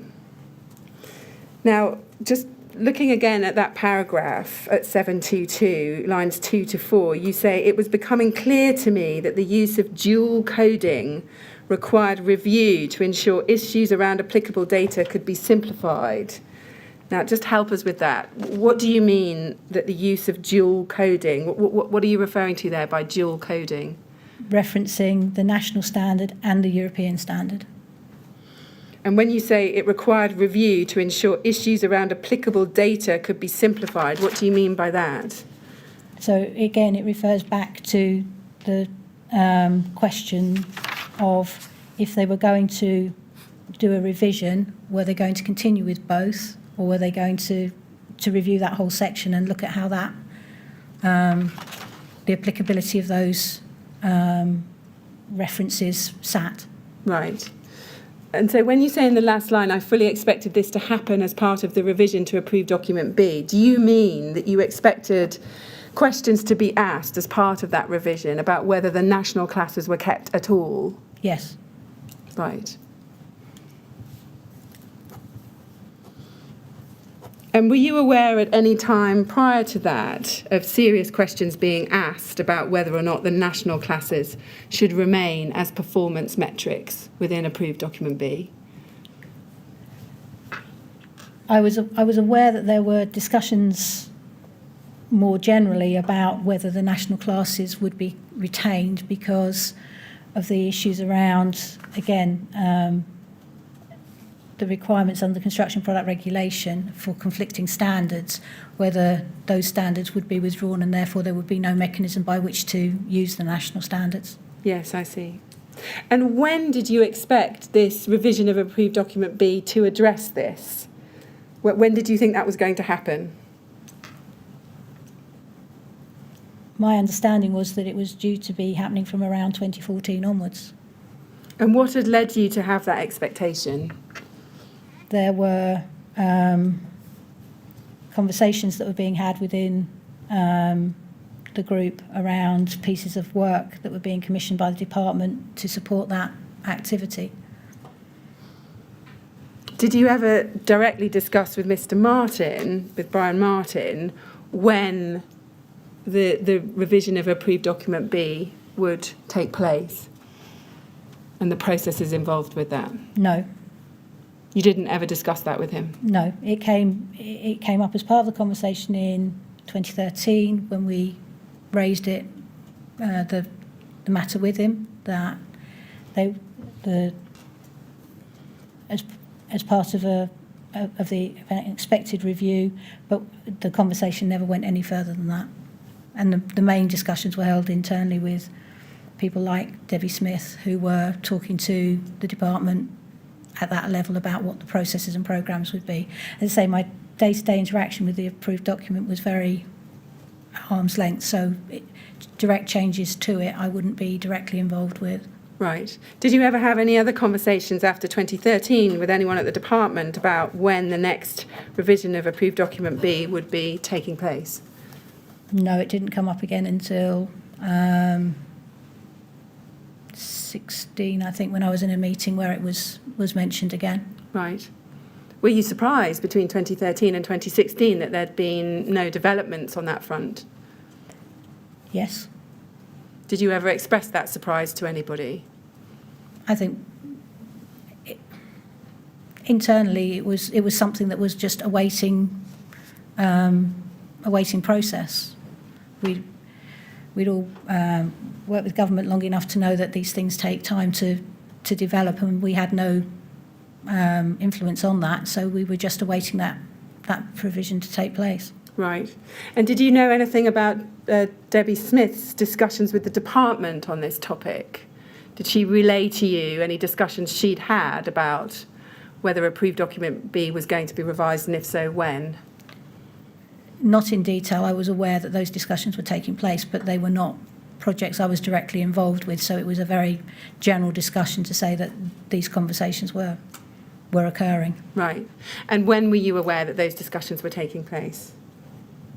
It's probably from around 2013 onwards. Right. And who was Debbie Smith having those discussions with? The department. It would have been as open a term as that. She wouldn't I don't know whether it was with Brian specifically or with others in that engagement. Just thinking back to National Class Naught now, before we leave that topic, and let's put it in very simple terms, do you consider that Class Naught, National Class Naught, has been at any time an appropriate measure for the fire performance of external cladding on high-rise buildings?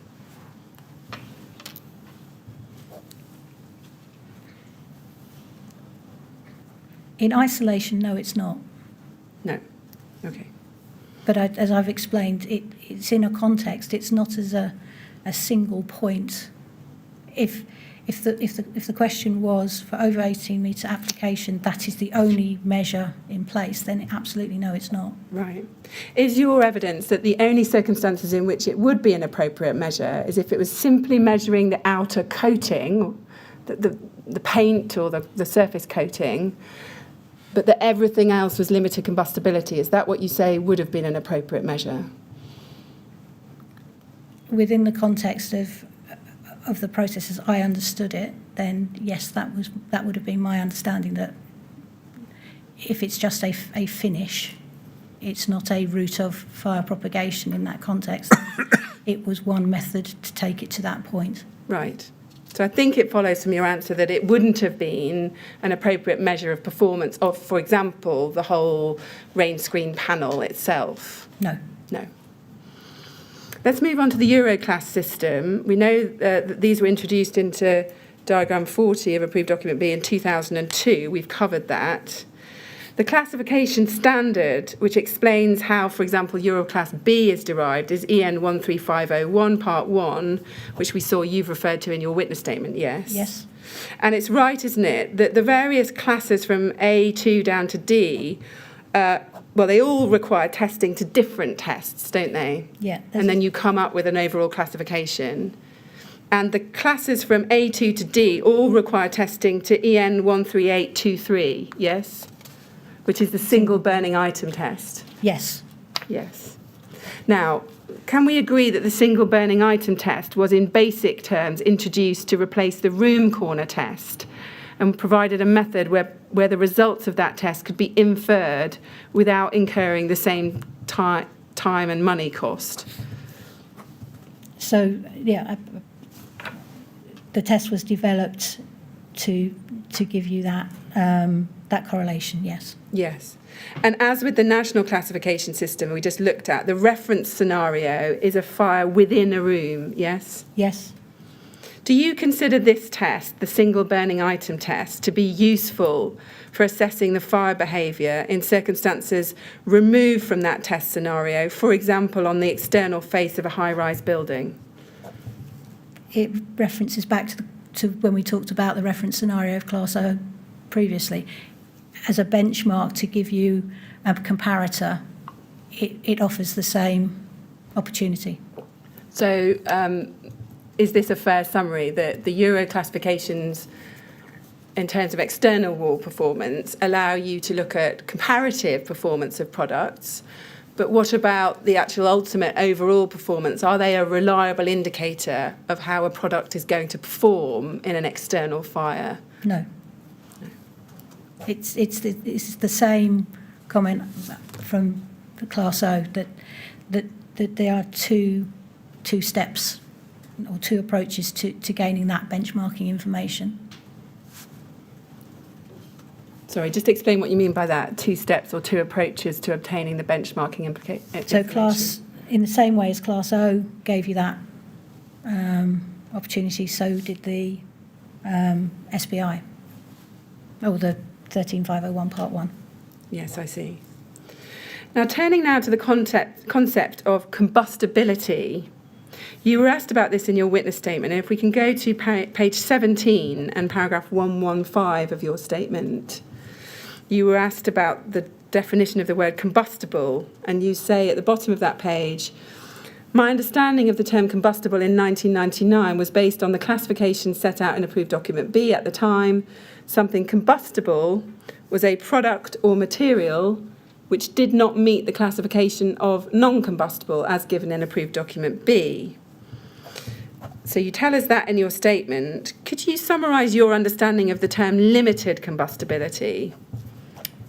Again, limited combustibility was a term defined within the approved document. It was a classification based on a set of parameters from test data. Yeah. And what was your understanding of the difference between the concept of limited combustibility and the classification to national class naught?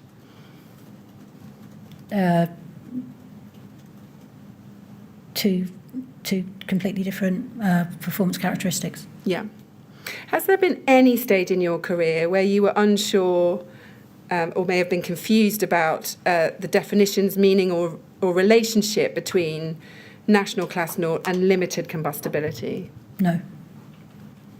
If we can look at page 74 of your statement, paragraph 484, you are being asked here about a CWC2 fire group meeting on the 2nd of July 2014, which we'll come on to later in your evidence. And in particular, you're being asked whether you were aware of a degree of ignorance around the meanings of class naught and limited combustibility, with people confusing the two concepts. And your response reads as follows.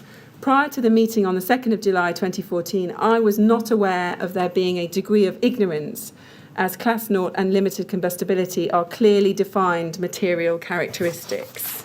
Do you see that? Yes. So, can I ask you this? Was it your experience that before the 2nd of July 2014, industry was clear on the difference between those concepts at all times?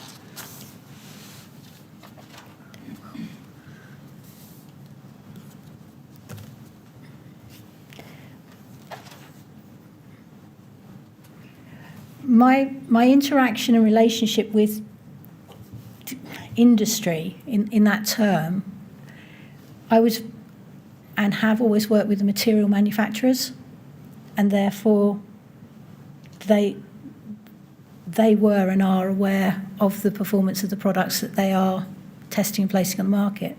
That degree of ignorance that I've referred to in that paragraph was potentially, I would guess, the end users within that meeting, and because I don't and did not have a regular contact with them, that conversation would not have come up in relation to that. So I wasn't aware of there being a degree of ignorance within their group. As professional engineers, Right. I would expect them to understand what is written in the approved document, and therefore it's very clearly defined what those classes and characteristics are. Right. What about within the BRE? Did you ever come across any of your colleagues within the BRE who were confused about the difference between national class naught and limited combustibility? No, because again, as a testing activity, that would have been providing the test evidence against those different performance characteristics. So again, it wouldn't have been ignorance or those that needed to know what Class O was within that group would know what Class O was, and limited combustibility or non-combustibility. Right. So you've never come across a time in your experience at the BRE with anybody confusing the concept of national class naught with the concept of either limited combustibility or even non-combustible? You've never come across that? Within my teams, no. What about more widely within the BRE? No, because if the question was to be asked, then they would have asked of me. So I'm not aware of anybody having offered a confused approach to that. Right. And what about after the 2nd of July 2014?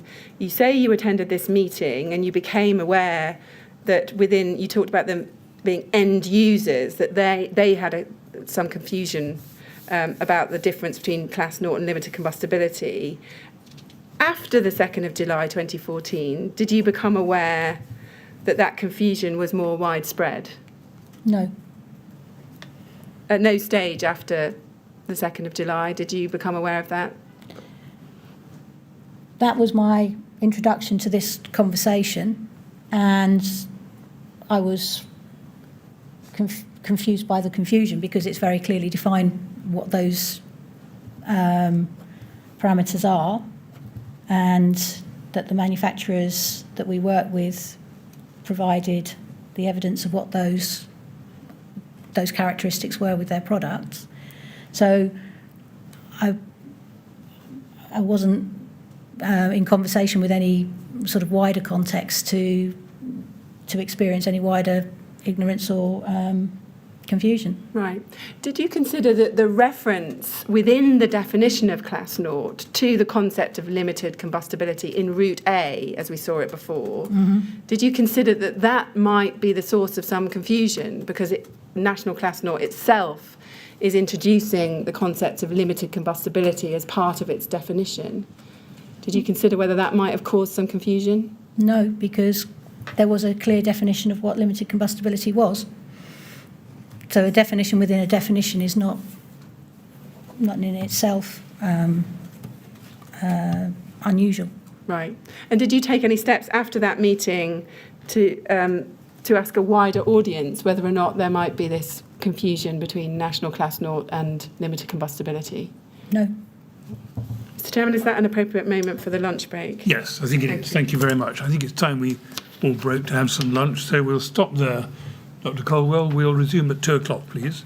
And as I said to you before, please don't discuss your evidence or anything relating to it with anyone outside the room. All right? Of course. Thank you very much. Thank you.